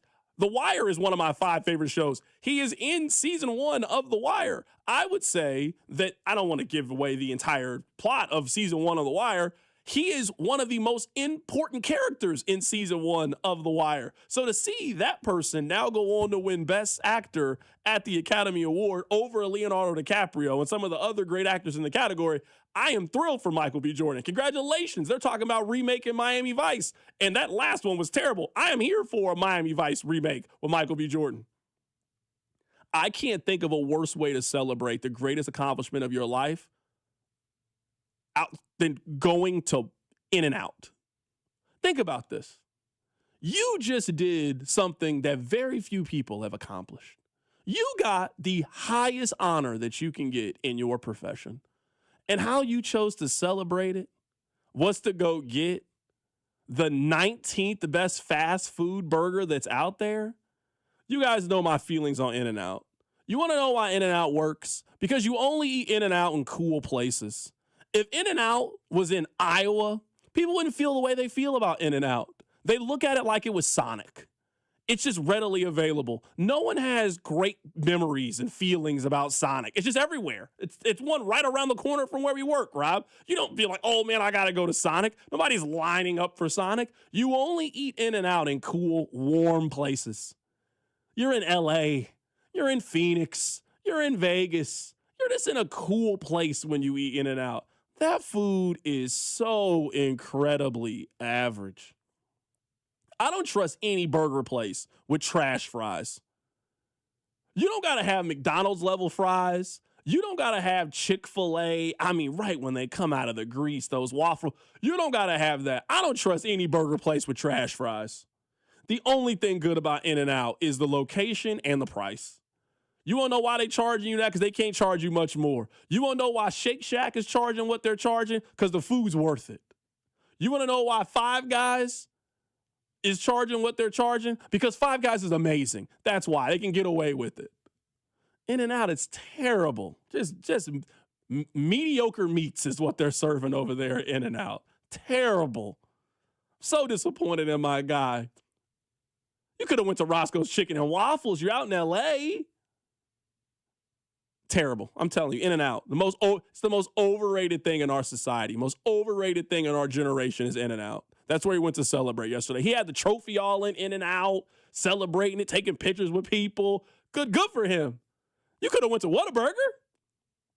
You could have went to Culver's. So your complaint's not what he did, it's where he did it. Because I thought it was cool that he, sat down in a booth and ate at the restaurant with, regular people around him. By the way, right on top of him, taking photos of him eating. But, your complaint is the location, not the decision, correct? It's the food. In-N-Out's terrible. It's not good. It's awful. Do you know all the secret verbiage to order when you're out there? Yeah, that's another thing, too. I hate that. Ask somebody what their order is at In-N-Out, and it's like baseball signs. That's what it's like. It doesn't make any sense. Then you're like, oh, I just ordered oh, man, you're not ordering it right. You got to get the animal style. Bro, why is it a Contra code to unlock the good food? Why is it a video game cheat code to unlock the food tasting good? I don't trust any burger place where the fries are trash. The burgers, I'm telling you, it's a mediocre burger. It's average. I've had In-N-Out multiple times. I've had it in multiple. It's not good. I always try it because I'm trying to see what I miss. I'm trying to understand maybe I've missed something. What about it is so good that you guys love?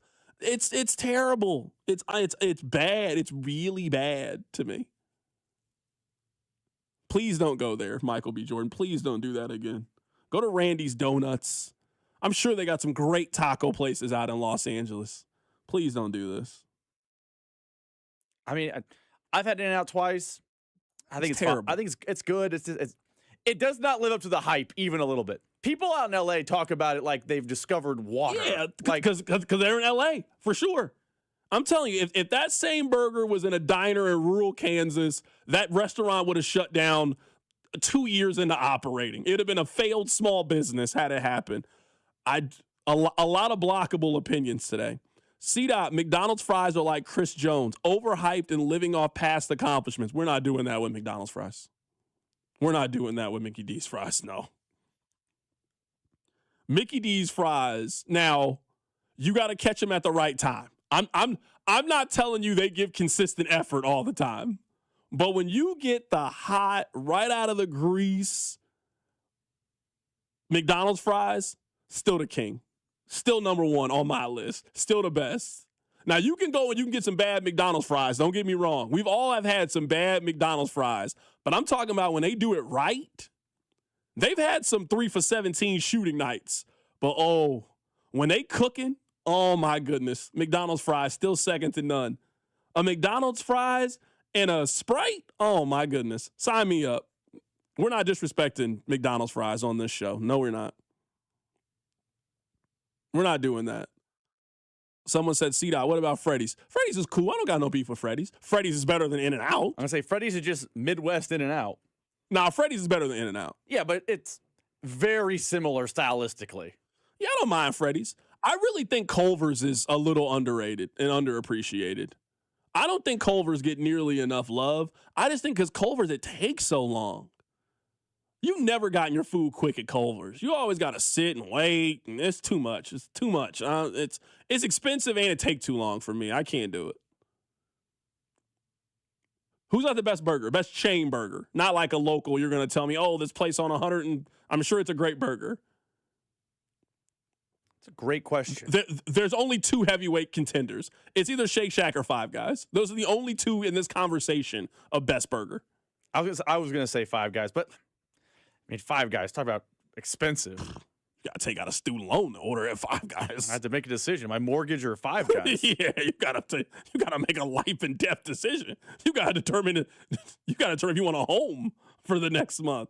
No, those are the 2 heavyweight champions of the world. I love Culver's. It just takes too long to get the food. All right, coming up on the other side, I promise you we'll get back to college basketball. We'll also talk about the Chiefs' new backup quarterback, Justin Fields. Keep it right here. It's The Drive. The Drive with Carrington Harrison on your home for Kansas City sports. 96.5, The Fan. Here's your traffic report on 96.5, The Fan. We've got a crash working 169 Highway northbound at Inglewood. It is the left lane that's blocked. And still working is that stall blocking part of the right lane of 635 southbound past 9 Highway. Scoot to the left through here. I'm Val with traffic on 96.5 The Fan. If you love sports, this is the show for you. It's You Better You Bet with me, Nick Costos. Weekday mornings 9 to noon Eastern on the free Odyssey app and YouTube at The Costos. Bringing you the biggest NFL news, guests, and notes from the offseason while getting you ready to win the madness of college hoops. It's You Better You Bet with me, Nick Costos. Live and interactive Monday through Friday, 9 a.m. to noon Eastern, presented by BetMGM. Download the Odyssey app and listen from anywhere for sports talk from people who love sports. It's about time delivery worked on your schedule. Same day, next day, or scheduled in advance. However you plan it, the Home Depot delivers the whole job. From drywall to doors, plumbing to paint, we'll get it there when you need it. Because on the job site, timing is everything. You order, we deliver. It's that easy. The Home Depot Pro. It's about time. Progressive knows that boat days can come with unexpected problems. Oh no, I dropped my lip balm in the water. I can't think of anything worse than the looming threat of potentially having chapped lips. It was ginger vanilla too, my favorite flavor. If a real problem comes along, your boat's protected 24/7 with Progressive, so you can keep worrying about boater problems.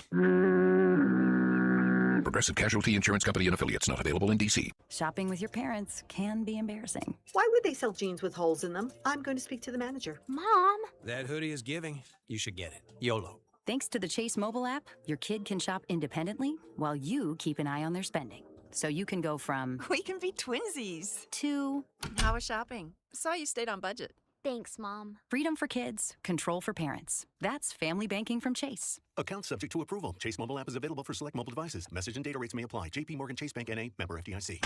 Royals coverage sponsored by Park & Go, the best deal on airport parking. Spring getaway on the calendar? Start your trip stress-free with Park & Go, open 24/7 with all covered parking, so your car's protected from the elements. Quick shuttle service right to the terminal. Reserve now at bookparkandgo.com. Park & Go, family-owned and operated. Sex, intimacy, love. These three things are critical to a good relationship, and that's the problem with erectile dysfunction. It often destroys sexual enjoyment and intimacy. It stresses the love between partners, often to the breaking point. This is Jeff for Heartland Men's Health, and if you're suffering with ED, you likely know exactly what I'm talking about. But I also want you to know that ED doesn't have to impact your relationship anymore. At Heartland Men's Health, we're ED experts with our focus on men's sexual health. We've treated tens of thousands of men and have treatments that are effective in well over 90% of cases. I promise you, if you're like most guys, you can get your sex life back, perhaps even performing like you haven't in years. So if ED is affecting you, it's time to get back to better sex, better intimacy, and deeper love. Call us. Just $99 gets you blood work, a medical consult, and if medically advised, a test dose. And if that test dose doesn't work in the office, your visit is free. Call 844-447-6600 or go to heartlandmenshealth.com. The playoff push is here. NBA teams are deep in the stretch run, and Fanatics Sportsbook is ready for every moment.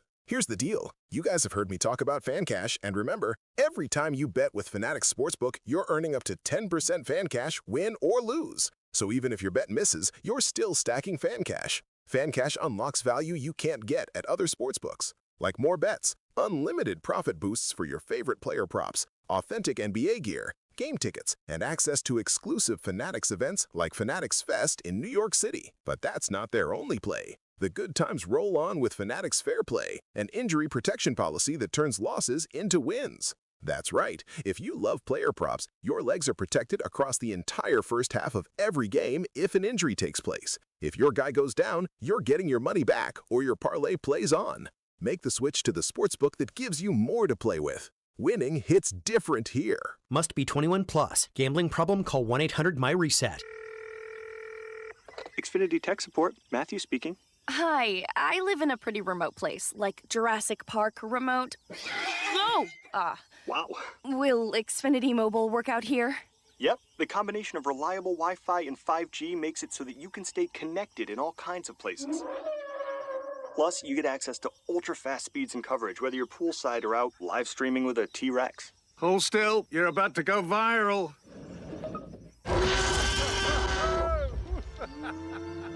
Welcome to a new era of Wi-Fi boosted mobile.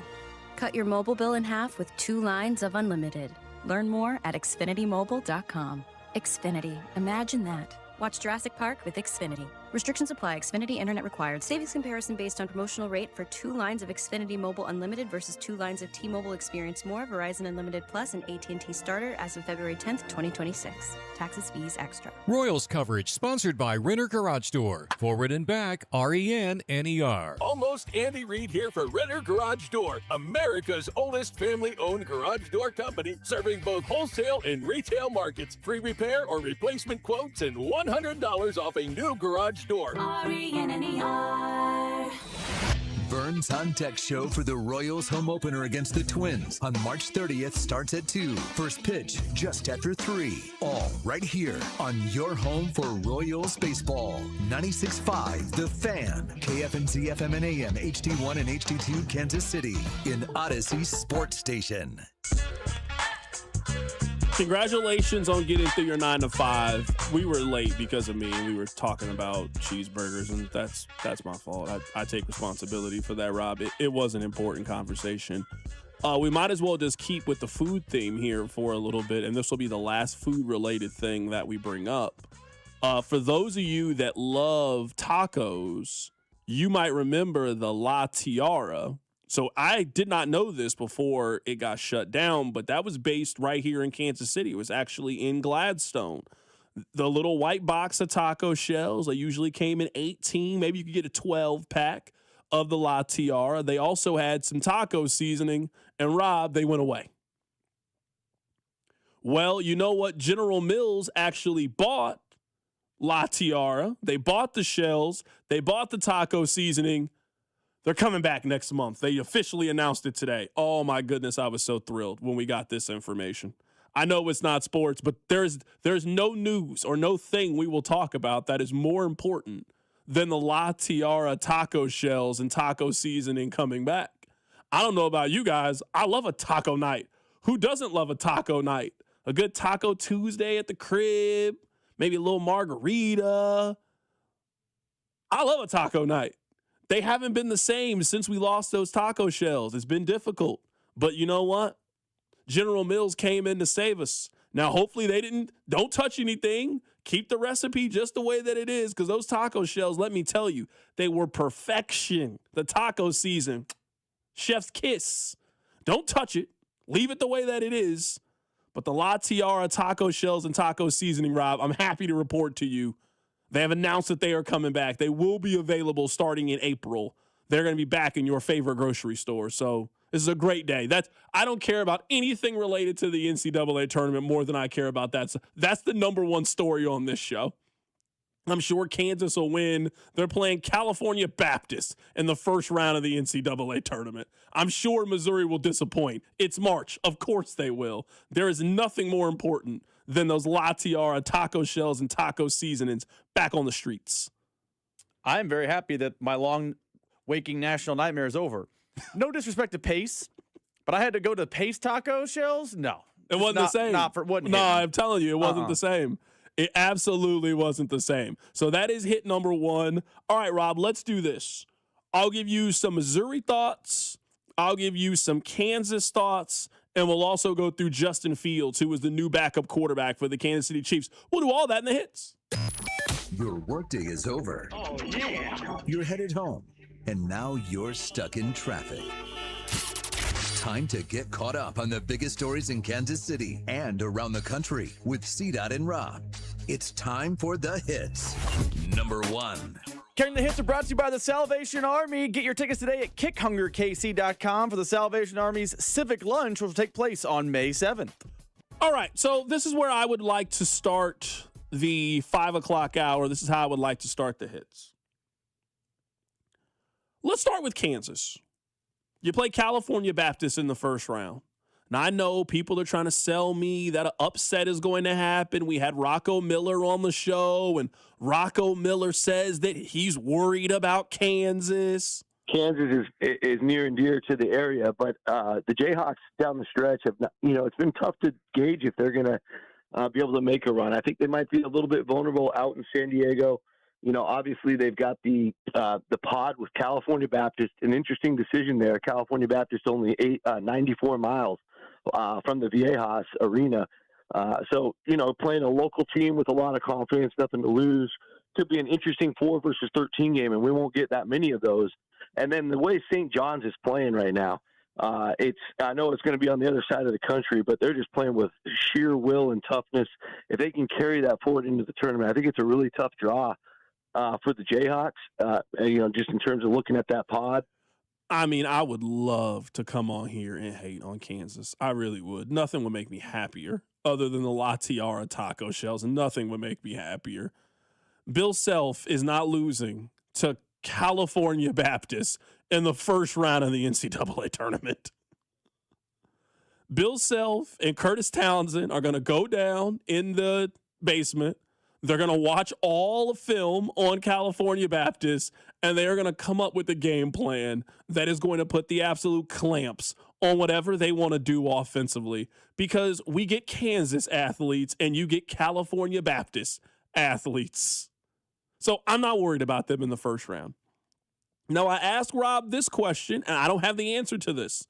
And I don't even want to answer it because it's going to sound like I'm hating on KU. Is KU tough enough? Because you know what I know you're going to need to beat St. John's in the second round of the NCAA tournament? Tough. They're a lot like Houston in that way. They want to beat you up. That's what a Rick Pitino-led basketball team is going to want to do. They're going to want to beat you up. Are you fresh enough? Do you have enough bodies to do it? Are you tough enough to play 40 minutes against St. John's? Now, one thing that happened and was said this weekend was very, very important regarding Kansas. Maybe you missed this, but Bill Self yesterday, as they were announcing the bracket, said that Melvin Council was not going to practice, at least he didn't practice yesterday, because they were giving him a little bit of time to rest. I actually think the extra day was good for us, especially for one player more than anybody else, Melvin. You guys could probably tell that his body's getting a little run down. We're only playing 39 minutes a game and asking him to basically do a lot of stuff. So I think even today I gave him the day off. So he got Saturday and Sunday when everybody else practiced.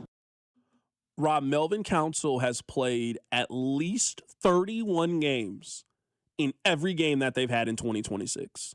The last time that Melvin Council played less than 30 minutes was in the Davidson game back before Christmas, a game they won by 30. Not really much of a reason to play Melvin Council 35 minutes in that one. I mean, the last couple of weeks, 35 minutes against Houston. He didn't come off the floor in the game against TCU. Played 39 minutes on the road against Arizona State. Played 34 minutes on the road against Arizona in a game they lost by 23 points. He still didn't come off the floor in that game either. It goes without saying with Kansas. They need two things in order to make a run. They need a better, more efficient version of Darren Peterson than they've gotten. Darren Peterson in the Big 12 tournament was 8 for 28 from the floor. That isn't good enough.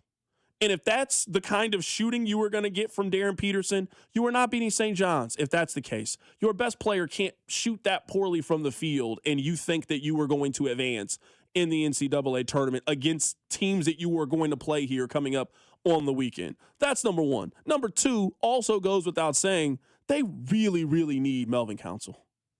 Melvin Council, another player, just broke down. Melvin Council was 4 of 26 from the 4 of 26 from the floor in the Big 12 tournament. So if Darren Peterson doesn't shoot it well and Melvin Council doesn't shoot it well, like they both didn't against Houston, you get blown out the way they did by Houston. Basketball's simple. Sports are really simple. Their two most important players didn't play well. They got smoked on Friday night. It is a new day. Nothing that Kansas has done before this matters. All that matters is you got 3 2-game tournaments. Can you advance in those 3 2-game tournaments? You got California Baptist in the first round. It's the NCAA tournament, so who knows? Maybe you end up playing Northern Iowa in the second round of the NCAA tournament. I'm going to guess you play St. John's, but who knows? Again, it's the tournament. Is Kansas tough enough to advance in this tournament? Can they get Darren Peterson to be more efficient than he's been and get the number 1 overall pick? He has not played like the number 1 overall pick. AJ DeBansta has. Darius Acuff has played like the number 1 overall pick these last couple of months. Darren Peterson, the last time Darren Peterson was special, I would say, was that stretch against BYU in the first half. I mean, you can't really play much better in a half of basketball than he played. And he hit that big shot against Texas Tech. That was the beginning of February. He's had some 20-point. I'm talking about legitimately special. I am the best player in the country. You guys can't guard me. There hasn't been a whole lot of games that he's done that lately. That's the version that Kansas needs if they're going to advance in the NCAA tournament. All right, that is the KU portion of the hits. All right, Rob, let's get to Mizzou. Number 2. Dennis Gates, I'm begging you. It is not often that Missouri gets a gift, especially in March. In fact, I can't think of many times they've ever received a gift in March. God don't love Missouri in March. He might love him in other months. He has forsaken us in this month of the year. If I had told you at the very beginning of the season, if I had shown you all the places that the NCAA tournament was going to host in the first round, and I told Dennis Gates, pick the one that you want to go to, he would have picked St. Louis. Well, what do you know? They're there. They're playing a team from the ACC, by far and away the weakest of the Power 4 conferences. They have played and beaten this Miami team at least 7 different times in this basketball season. They get them in St. Louis. This is their second game in that building this year. Missouri has 2 markets outside of Columbia. They have Kansas City and St. Louis. You play a tournament game in one of those 2 places. You got to figure out a way to win. No excuses. I don't care. I don't want to hear it. Whatever it may be, I don't want to hear it. Last year, they played in Wichita. They played against the mid-major. They got beat by double digits last year. Fast forward, they got a coin flip game in St. Louis against Miami. If they don't win this game on Friday, the offseason ain't going to be fun.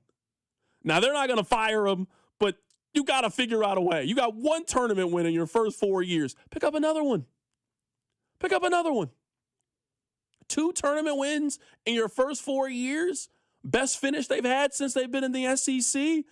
You will have a completely different feeling about Missouri this offseason if they can figure out a way to win 1 more game this basketball season. Win 1 game. If you lose on Sunday to Purdue, it happens. Purdue's a better basketball team than you are. They got a better head coach than you are. They're a better basketball team than Missouri. I'm not sure if Miami's better than Missouri. So figure out a way to win this game. It's really that simple. I don't have a whole lot more commentary, Rob, about that situation other than that. They better win. This is I don't like the term sometimes we can't ask questions about the other person's team because it comes off like hate. Are they better than Miami, or are they just in a better location? Probably not. The answer is probably not. Are they just in a better location? Which, hey, it's March. Sometimes that's what matters. But I don't know if they're better than Miami. But you're probably right. If they're Missouri. If KU and Missouri flip locations and Missouri was playing in San Diego against Miami, they'd lose for sure. I don't think there'd be any optimism. So, I think it's a little unfair on Dennis Gates. There's no optimism, because Missouri's lost their last 3 games, and it's March, and it's Missouri. So how can you be optimistic about them? They've given me very little reasons to be optimistic about them at this time. Figure out a way to get it done. That's what I'm saying. Figure out a way. This is not a great basketball team by really any means. They're not. Their non-con is just as bad as Missouri's is. They have not beaten a good team outside of the SEC or at the ACC at any point this season. Any team that they played that was decent outside of the conference, they lost to this year. They lost to Florida. Missouri beat Florida. They lost to BYU earlier this year. That's basically it. They didn't play anybody else in non-con other than Ole Miss, which everybody beat Ole Miss. They were the 15th seed in the SEC tournament. They were terrible this season. So, yes, They had a good season. They went 25-8. They dominated in the ACC. They finished third behind Duke and Virginia. They had a good season. Missouri has beaten teams comparable to Miami multiple times this season. They won at Kentucky. They beat Florida. They beat Vanderbilt. They beat Tennessee. Missouri has shown me they are capable of winning this game. Figure out a way to go get it done. And it will drastically change how you feel about how Missouri's season went and how you feel about them heading into the offseason. All right, let's talk about Justin Fields. Number 3. You know what? Maybe I'm losing my bite. Maybe this show just isn't interesting anymore. Because I'm tired of agreeing with the Kansas City Chiefs. When did this happen? When did the Chiefs just wake up and just start to make all of the moves that I like? Now, I'm not saying I called the Justin Fields. I'm not saying that. But, Rob, you remember, who did I say I wanted the Chiefs' backup quarterback to be? Marcus Mariota. I said I wanted Marcus Mariota. They got younger Marcus Mariota to be their backup quarterback. Brett Veach listens to this show. I know you guys won't admit it, but Brett Veach has been listening to me. He has been listening to this show. He has been taking my ideas, and he has been building his roster off of my ideas. It is impossible. I'm serious. It is impossible for you to dislike them trading for Justin Fields. You cannot tell me why it is a bad decision. Justin Fields is 27 years old. They gave up a 2027 sixth-round pick. So even if you're like, oh, I don't want to give up a draft pick in this year's, you don't. You'll pick up another sixth-round pick. It's trades. Why are you worried about next year's sixth-round pick? You need a backup quarterback today. You go get Justin Fields.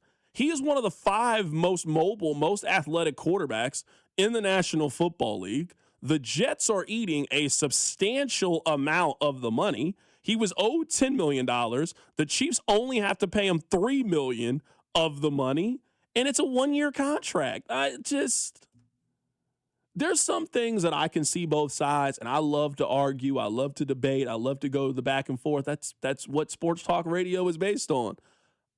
You cannot text why you don't like the Justin Fields signing. It is in everybody's best interest. The Chiefs get a 27-year-old who has shown he can be a starter in the National Football League, who I think has to understand the opportunity that is right in front of him. Maybe he gets to start the early part of the season. This is the first time you would say that he has gone to a great organization and or a great coaching situation. Think about the staff that the Chiefs have around him. Think about the talent that the Chiefs have put around him. You get a chance to go play with that at basically no money and revitalize your career. And I'm sitting here and I'm watching ESPN. People are telling me that he could be the next Sam Darnold. You guys like Mina Kimes, don't you? Listen to Mina Kimes. I mean, this is a low-risk signing. Let's start there. They gave up a 6th-round pick. They're paying him, I believe, $3 million because the Jets are eating some of his salary. That's not just backup money. That's cheap backup money. And he is a qualified back, one of the more qualified, experienced backups around now, given his starting experience. If he does have to play, and let's say there's some complications with the injury, he does bring that experience. I think also you'll see some changes in the offense. But I could also see Kansas City using him in packages as the year goes on. You hear that? Brett Veach, what did I do to deserve this? How have you not been listening to me these last couple of years and now you want to? Yes, this is exactly what I was talking about. Someone on the text line sent this in. Text line 913-586-7965. C-Dot, I can give you one. He's not a good QB. He can run, but he can't make the throw. He's a backup quarterback. This is the only way that you will like your backup quarterback is if he's a draft pick and he hasn't played yet. That is the only scenario in which you like your backup quarterback. You know what your backup quarterback is? He is either that scenario I just talked about. He is a draft pick that you are anticipating that at some point he will take over and be the starter, or he is a failed starting quarterback in the National Football League. Those are the only options at backup quarterback. That's it. Rookie you haven't seen before, failed starting quarterback in the National Football League. So It is not designed for you to love their backup quarterback because their backup quarterback is Gardner Minshew. Their backup quarterback is Chad Henne. Their backup quarterback is Matt Moore or Marcus Mariota. No team in the NFL loves their veteran backup quarterback because we saw him play before, and he was terrible when he was a starter. So I agree with you. I'm not here telling you I think Justin Fields is some great starting quarterback or anything. I think he can be Malik Willis. I really do. I think he can be Malik Willis. Malik Willis, I know he just got this big bag from the Dolphins, and everybody loves him now. Malik Willis threw 89 passes in 2 years with the Green Bay Packers. 89. He threw 6 touchdown passes in 2 seasons and got a chance to be a starting quarterback in the National Football League. Malik Willis is the same age as Justin Fields. He is 26 years old. He'll be 27 years old on May 25th. So they are virtually the exact same age. This is a no-brainer to me. This is a no-cost, very low risk, potentially medium reward. Best case scenario is Justin Fields learns from Patrick Mahomes. He learns from Andy Reid. He gets some structure. Maybe he gets a couple of opportunities to play. He plays well. He then goes on to another team. Thank you for your services. But last year, 65 different quarterbacks started a game in the National Football League. 65. I want to knock on wood, but you gotta expect that your starting quarterback is not going to be able to make 17 starts. It's football. Your quarterback gets hurt sometimes. You got Brock Purdy. You need a Mac Jones. You got Patrick Mahomes. You need a capable veteran backup quarterback. You might have to use him at some point. We've seen situations in which they've needed their backup quarterback, so I really do. I like the move. There are some opinions that we can agree or disagree on. Maybe you think they should do something different at 9 than I think they should. That's okay. We're allowed to feel differently about that. I honestly don't know how anybody could be on the opposite side of this Justin Fields signing. Not at the money, not at the draft pick compensation, not at the potential for just different things that he can do in the offense. It is a no-brainer backup quarterback move to me. I mean, I could come on here and echo everything you said. The only thing for me about Justin Fields is I think there is a chance that he has to play because of Mahomes' injury. And the Chiefs basically determined today they want their insurance policy to be a known commodity. No disrespect to Minshew, no disrespect to Henne, Matt Moore, whomever. They wanted a little more of a known commodity in case Mahomes isn't ready for week 1. We had talked about after the Mahomes injury. If the Chiefs basically don't do anything at backup quarterback and they roll out whatever Minshew version is for 2026, that's them saying they trust Mahomes 100%. This is a very cheap, potentially serviceable insurance policy, and that's how you should look at it because there aren't a lot of serviceable backup quarterbacks in the league. Chris Oladokun certainly wasn't one last season. I don't want him around. I don't want Chris Oladokun around. Someone said, what's the contract? 1 year is $3 million. That's what it is. They own $3 million for their backup quarterback. We can move on. Let's talk some college basketball. We don't have to spend a lot of time talking about Justin Fields. I love the move, honestly. I love it. I wanted them to go get Marcus Mariota, and they got a younger version of Marcus Mariota. Great. So far, they're doing almost everything I asked them to do in free agency. I'm not used to this. Now, they're going to do something eventually. You go like, oh, you're always so negative. I want you to remember this moment right here. I love Kenneth Walker. I think they have made good signings at good prices for starters. I think they made the correct move at backup quarterback. I want you guys to mark this moment right here. I love what Brett Veach is doing. The Chiefs are having a great Carrington-approved offseason. We'll get back to the brackets. Keep it right here. It's The Drive. The Drive with Carrington Harrison on your home for Chiefs football. 96.5 The Fan.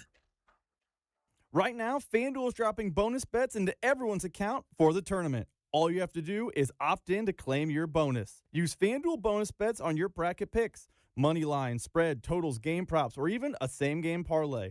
But don't wait. These bonus bets are only available for a limited time. So make sure you visit FanDuel.com/local to opt in for these bonus bets. That's FanDuel.com/local to learn more about bonus bets for the upcoming tournament. Guys, come on now. You know I'm going to be taking Kansas, but also some other teams to watch out for. I'm a Big 12 homer, so I'm a believer in Houston, Iowa State, and Arizona might be the best team. They could go all the way. FanDuel, it's time to dance. FanDuel Sportsbook is the official sportsbook of 96.5 The Fan. 21 in President, Missouri. Bonus issued as non-withdrawable bonus bet to expire 7 days after receipt. Max bonus $500 unless otherwise specified. Restrictions apply. See terms at sportsbook.fanduel.com. Gambling problem? Call 1-800-GAMBLER. Pump up the volume. Business moves fast. Orders roll in, deadlines close in. When you ship with USPS Ground Advantage, you can keep up with confidence. Every package stays in our secure network from dock to door. And with nationwide reach, dependable tracking, and upfront affordable pricing, you get built-in peace of mind. You run the business. We run the routes. Visit USPS.com/Ground Advantage to learn more. So, you're ready to propose, huh? Yeah, man. She's definitely the one. What are we thinking about the ring? I got my wife's at Hellsberg. I couldn't recommend a better jeweler. I could use some help with that. Man, go to Hellsberg. I had no idea how many details you need to consider. Did you know you can get a natural or lab-grown diamond? I didn't. Figure out what she wants. Trust me, they'll make it happen. Start your story with Hellsberg. Shop in store or at hellsberg.com. I'm McCall with Lee Summit Subaru, and it's time to make a big deal out of nothing. Announcing Lee Summit Subaru's 0% event. Up to 0% financing on select 2025 Subaru models for 72 months. And we have the largest selection of Subaru certified vehicles in Kansas City, starting as low as 1.9% for 72 months. Fall in love with driving again at Lee Summit Subaru. The Subaru A Lot to Love event. Based on January 2025 through June 2025 Kansas City inventory listings. Man, your yard looks great. Who does that for you, Gunther? It's Gunter, no H. You sure it's not Gunther? Listen, we've been with Gunter for years. They take care of our lawn with 7 annual applications. We're weed-free and have a lusher, thick, green lawn. Trust me, it's Gunter. No matter how you say it, we've been helping Kansas City homeowners improve their yards for decades. For greener, thicker lawns, it's Gunter. I'm pretty sure it's Gunther. I'm pretty sure it's not. There's no place better to watch college basketball than Kansas City. And there's no place better to get all you need for your watch parties than my friends over at Hy-Vee. Hy-Vee makes your watch party easy. They have a huge selection of ready-to-serve party trays, boneless wings, barbecue, pizza, sushi, and fresh baked goods. They've got it all. And what you can do is order ahead through the Hy-Vee app, online, or at your favorite store. Even if your bracket is a bust, your watch party will be a winner. You can get everything you need only at Hy-Vee. Feeling the squeeze of high prices? Then stretch your budget this Friday through Sunday at Hy-Vee. Stock up and save big on 99-cent deals throughout the entire store. Like pork loin chops, just 99 cents. Skippy peanut butter, 99 cents. Green Giant vegetables, 6-pack ramen noodles, and much more, just 99 cents. Order through the Hy-Vee app or online and leave the shopping to us. Don't miss the 99-cent sale this weekend only at Hy-Vee. I'm Bob Burke, founder and chairman of Burke America Parts Group, a family of brands that includes RepairClinic.com, an appliance and HVAC parts solution company that's grown into an international brand. Before AmericanEagle.com, we partially launched a new technology platform developed by another firm. American Eagle helped take our technology to a whole new level with digital marketing, software development, and business insights into our key markets, appliances, HVAC, and outdoor power equipment, and did so both on time and on budget. AmericanEagle.com has the resources, experience, and talent needed to produce solutions. Our new technology platform, developed by AmericanEagle.com, has produced tremendous results with higher traffic, conversion, engagement, and online revenue. If you have any home repairs you need to take care of, check us out at RepairClinic.com. If you need a world-class website or technology project, then I would highly recommend AmericanEagle.com. Call AmericanEagle.com at 773-NETWORK. That's AmericanEagle.com, 773-NETWORK. This hour is brought to you by State Water Heater and Reeves Weideman, online at rwco.com. Need a water heater? State Water Heaters has the solution. The Adapt Gas Tankless Water Heater with X3 scale prevention delivers efficient, on-demand hot water with no annual maintenance and may qualify for money-saving utility rebates. Ask your plumber for State at Reeves Weideman. Visit rwco.com or statewaterheaters.com. here's your traffic report on 96.5 The Fan. This one brought to you by Conley Plumbing Solutions. Still working a problem up near Liberty 35 northbound, just past 291 Highway. It is the left lane blocked. Let's see, down on the other side, opposite side of things, 35 southbound. As you approach 435 northbound, the right lane of that ramp is blocked. I'm Val with traffic on 96.5 The Fan. Hey, it's George Karlaftis from the Kansas City Chiefs. Welcome to The Drive with CDOT on your home for Chiefs football. 96.5 The Fan. Just because a team is favored doesn't mean that they are going to win. I mean, if that was the case, the Chiefs would have made the playoffs. But something that is very interesting to me, in the 5-12 matchups, the Fives are an average of 8 points, the favorite over the 12 seed. In the 4-13 matchups, the 4 seed is an average of a 14-point favorite. In the 3-14, 19.5. This is actually the first time since 1987 in which all 4 2 seeds are a 20-point favorite over the 15 seed. Now, the games have to be played. An upset could potentially happen. There could end up being some chaos. There could end up being some madness. I mean, I don't know how the tournament's going to go. You don't know how the tournament's going to go. Vegas is telling us they believe the Cinderella's dead. Vegas is communicating to us that they think the chalk that we saw last year in the NCAA tournament is here to stay. They do not see the 12 seed, the 13 seed coming out of nowhere and surprising people. They think this is going to be a pretty straightforward tournament, that the gap that we are starting to see between the haves and the have-nots and the schools that are in the Power 4 leagues and everybody else, they're telling you that they think that is a pretty substantial gap. Now, my theory is this, and I don't think it's just NIL transfer portal, at least looking at it in that very simplistic way. I don't know how you build a mid-major anymore. You used to be able to build a mid-major where you would get 3 or 4 kids and they would get to their junior or senior year and you had the right combination of them that you could go on a little bit of a run. But now, if you've got the best player in the Conference USA or Sun Belt, for example, there's no chance that you keep that kid the next year. There's no chance. And that kid knows it's better for me to be the 7th guy at Kansas than be the best guy on Tennessee State. And I just don't know how you ever compete against that if you are a mid-major. I don't know how you ever keep Melvin Council. Maybe Melvin Council really wants to stay. I don't know. But if I got a chance to go play basketball at Kansas, I'm going to make far more money than I was going to make. I'm going to be in a much better situation where I'm playing in front of NBA scouts, and I can do so now without penalty. I don't know how you ever keep the talent at mid-majors. And I think that has just created the gap in between the haves and the have-nots. It's better to be a rotational player and go to North Carolina. For example, Kyan Evans, who helped his team make a run in last year's NCAA tournament, kid from Kansas City, went to Staley. He now sits at North Carolina. 5-10 years ago, he'd be a star player at Colorado State. He now is the 7th, 8th guy off the bench at North Carolina because NIL, I got to do it. I had a great year at Colorado State. I got to hit the portal. I got to go get paid. I got to go make money. I think that's why we have seen the gap that we have seen. I think it's impossible for you to keep talent if you are one of these mid-majors. So obviously, let's see how the tournament goes. The games get going on Thursday. I'm not counting the first 4. 8-point favorite, 14-point favorite, 19.5-point favorite. All 4 seeds, or all 2 seeds, are 20-point favorites.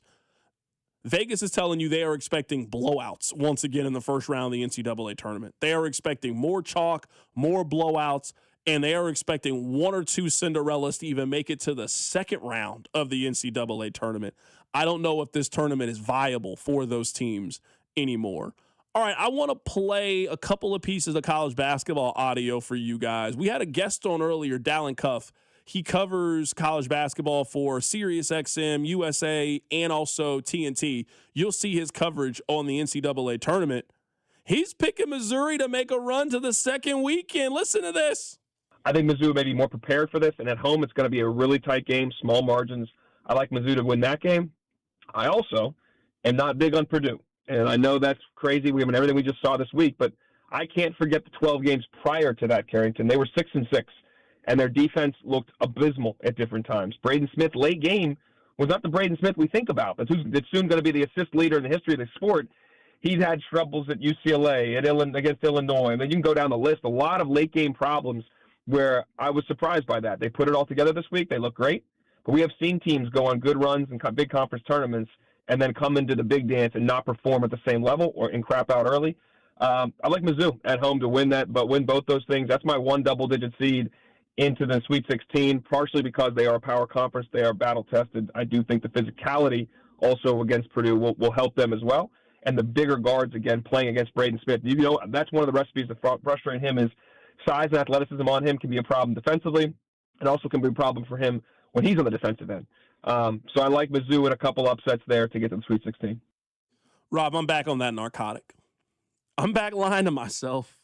That Mississippi State narcotic, is that what I'm talking about? Because you were buying a bunch of stock after that game. They're in St. Louis narcotic. Oh, okay. So if they were anywhere else, I wouldn't be buying it. I would not be buying it. But the fact that they are in St. Louis, you can't dream a little bit? Also, Purdue, notable for choking in this tournament a lot. That's what I'm saying. I'm back on that narcotic. I really am. I don't want to be on it, but I'm back. I'm locked in. I really am. I'm back. They had a game last year in Wichita. Now, it's a little different playing Drake. Drake has basketball fans. People were traveling. Ain't nobody a Miami basketball fan. Nobody. Football, yeah. The basketball team? No. Come on now. I'm back on it. I can't lie to you guys that I'm back on it. I'll play for you guys what Dallin Cuff has to say. Rob, are you like me? Are you just waiting for the second round to see Kansas play St. John's? We're not I know you're picking again. I know you're picking Northern Iowa. You know what I'm picking? You did the same thing last year. What I you was got right against Rick about Pitino? I was right about St. John's last year. You were for right. the record. You were right. Okay, I'll give you that. Their offensive You got them losing the first round. I do. Their offensive efficiency on Ken Palm's bad. And I didn't pull it, but Dallin Cuff said this. Northern Iowa plays slow and controls tempo. When's the last time you remember a team in the Valley controlling tempo, playing slow against a power team, grinding them to dust, and winning an ugly game? That happened a year ago. Like, calendar year ago. I thought you were talking about the Northern Iowa when they beat. That's what I thought you were talking about. I was My bad. talking about I wasn't there. What you were talking about. My bad. I missed the reference. I thought you were talking about Ali Farouk Manesh. And Ben Jacobson. That's what I thought you were talking about. I apologize. They go slow. They will control tempo, and St. John's can't score. So I'm anti St. John's guy here again. Also Patino, big scumbag. Okay. All right. Let me play for you what Dallin Cuff had to say. Coach Johnson knows how to win. He's won before with Northern Iowa. They play one of the 3 slowest tempos in the country. They have good guard play. They don't turn it over. They can make some shots. They're not a lethal shooting team, but they can make some shots. But they are going to be able to control the pace of that game. And if they can grind that into a half-court game and make St. John's out-execute them, I think that's hard for them to do. I did the numbers around 11.5 points in terms of the point spread. I really like Northern Iowa with the number. I think ultimately, though, St. John's wins that game. So I have a St. John's KU. And I actually have KU winning that next game, setting up that Duke matchup in the Sweet 16. All right, so Dallin Cuff has Kansas and Missouri making a run in the NCAA tournament. You know what? That would be great for everybody. It would be. Would it not be? I'm cool with that. I don't got no issues with that. I'm cool with Kansas giving us another weekend. I'm cool with Missouri making a run to the third round of the NCAA. If they get to the third round, the amount of delusion I will have all next week will be unparalleled. You've never seen me be this delusional if they could win these first 2 games. You say that, but if Kansas is also in the next round against Duke, we can be the Spider-Man meme delusion. For sure. Yeah, no, you're definitely. 100%. I mean, we almost beat them earlier in the year, but we didn't have Darren. Oh, yeah, for sure. You know what? That's what March is about. March is about making yourself believe things that you don't necessarily believe. Keep it right here. It's The Drive. The Drive with Carrington Harrison and Rob Brenton. You losers is what you are. On your home for Kansas City sports. 96.5 The Fan. When shopping for a new auto insurance policy, AAA could help you customize your coverage to fit your unique needs and budget. Trust AAA Auto Insurance to help you find the balance that works for you. See how a simple switch could make a big difference. AAA, we're always with you. Visit AAA.com/insurance. Insurance provided to qualified AAA members by Automobile Club Inter-Insurance Exchange and AAA affiliate insurers. Membership requires a separate payment. Okay, class, let's begin. Psst, love your boots. I just sold a pair like that on eBay. Oh, really? Yeah, it took like 2 seconds to list and they sold almost immediately. I've been selling everything lately. Some chunky boots, a faux fur coat I never wore, and a vintage chair that was more of an expensive clothing rack. You know, I actually bought these on eBay. Wait, are you Kitty Sell Stuff from Brooklyn? Okay, quiet, please. Find what you love, sell what you don't. eBay. Things people love. I hope you're sitting down. The ACA Marketplace has announced significant increases on monthly premiums with deductibles over $10,000. You can enroll with Matt B. and KC at BBS Insurance's Freedom of Choice plan now. You don't have to wait. Their plan lets you use any doctor, has 0 outpatient deductibles, and it's 30 to 60% lower costs than most Obamacare plans. Also, there's no income disclosure required, so no potential tax penalties. If you are a small business owner or pay for your own health insurance, you're uninsured, you're on COBRA, or your employer coverage is just too expensive. Call Matt B. and KC for an instant quote over the phone at 816-205-4664.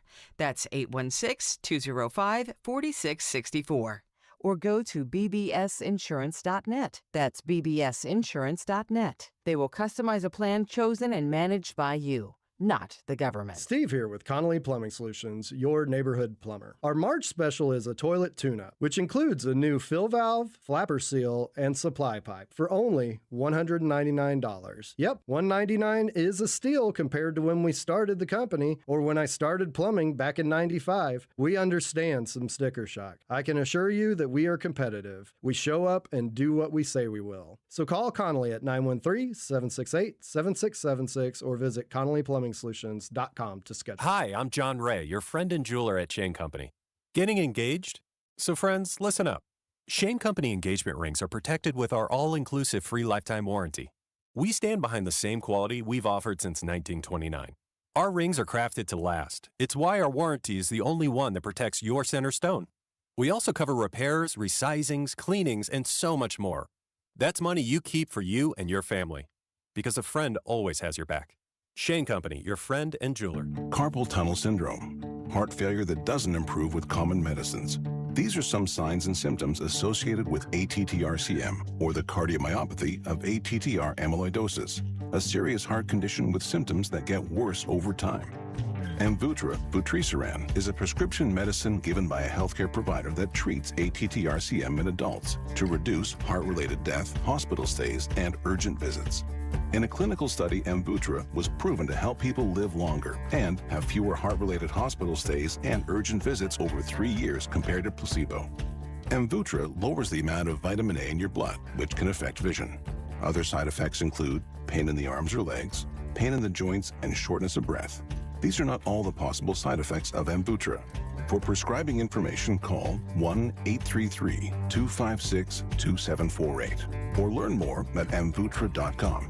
Ask your doctor about Amvuttra for ATTR-CM. Rob Sight Ford, KC's Ford volume leader and top rated on Google. 135th and State Line. Rob Sight Ford, your 2025 Ford volume leader. Top rated on Google with 4.8 stars and 3,000 plus reviews. The best selection, best prices, and Kansas City's best customer service. Visit Rob Sight Ford at 135th and State Line. Buy right, save big, and drive home a winner. Only at Rob Sight Ford. What if your instincts could pay off? With Robinhood Prediction Markets, you could put your knowledge to work on the events that matter to you. Prediction Markets isn't just sports. It's the Fed rate decision, your favorite award show, and so much more beyond the playing field. Trade events with Robinhood. Visit Robinhood.com/predict. That's Robinhood.com/predict. Futures and cleared swaps trading involves significant risk and is not appropriate for everyone. Event contracts are offered by Robinhood Derivatives LLC, a registered futures commission merchant and swap firm. This is the story of the one.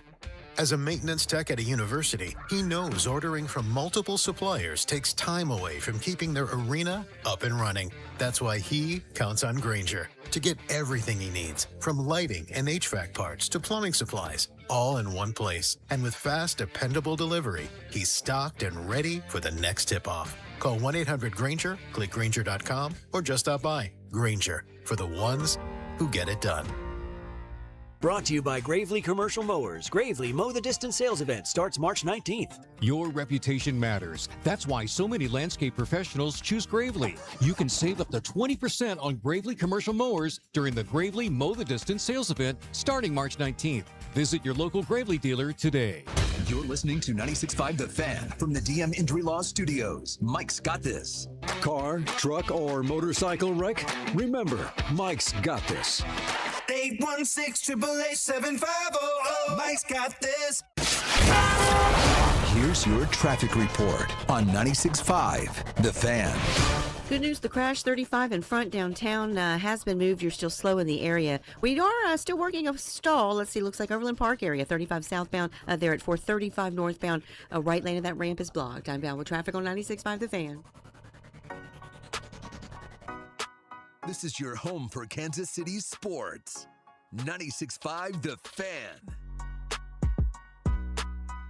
Rob, now, I did not watch the Oscars yesterday. I saw the clips of it. At this point, watching a 3-hour award show when I can just watch all I need to see in 15 minutes, it's just, I can't do it at this stage of my life. But can you help me with something? I know people really like One Battle After Another. That did very well, won Best Picture yesterday. I have seen that. I'm a big fan. I know a lot of people like Sinners. Sinners won Best Actor, won a lot of other, I think won 4 total Oscars yesterday. Original screenplay, I think? Yeah, I think that's what it won. Yeah. I thought people liked Marty Supreme. It didn't win nothing? Not a single Oscar yesterday? I was actually surprised by that. I didn't like Marty Supreme, though, but that's just me.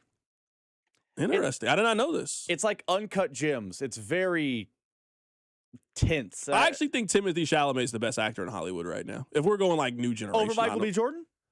Yeah, I think he's a better actor than Michael B. Jordan is. It's one of those two, I think. Yeah, I think he's a better actor than Michael B. Jordan. Chalamet is very, very good. I agree. I'm just surprised he didn't get anything. Yeah. Not a single thing for that movie. And me not liking it has nothing to do with his performance or it's that like anxiety rising feeling that Uncut Gems has. It's basically Uncut Gems with ping pong. That's what Marty Supreme is. Okay. And everyone in that movie is unlikable. Someone on the text line, I just want to go back and read this.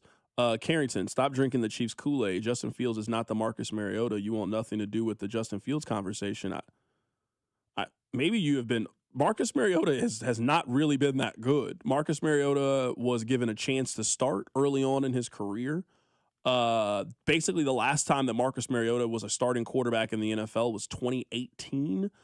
Since 2018, he has made 27 starts in the National Football League. He was given multiple chances, failed at basically everywhere after he left there. And, the next Marcus Mariota, I absolutely think that Justin Fields could be this. Like, are you telling me that Justin Fields couldn't be 32 years old, he has played on 5 different NFL teams? That's what Marcus Mariota has played into? Yeah, I think that's what Justin Fields could be. So, yeah, I absolutely think he could be the next Marcus Mariota.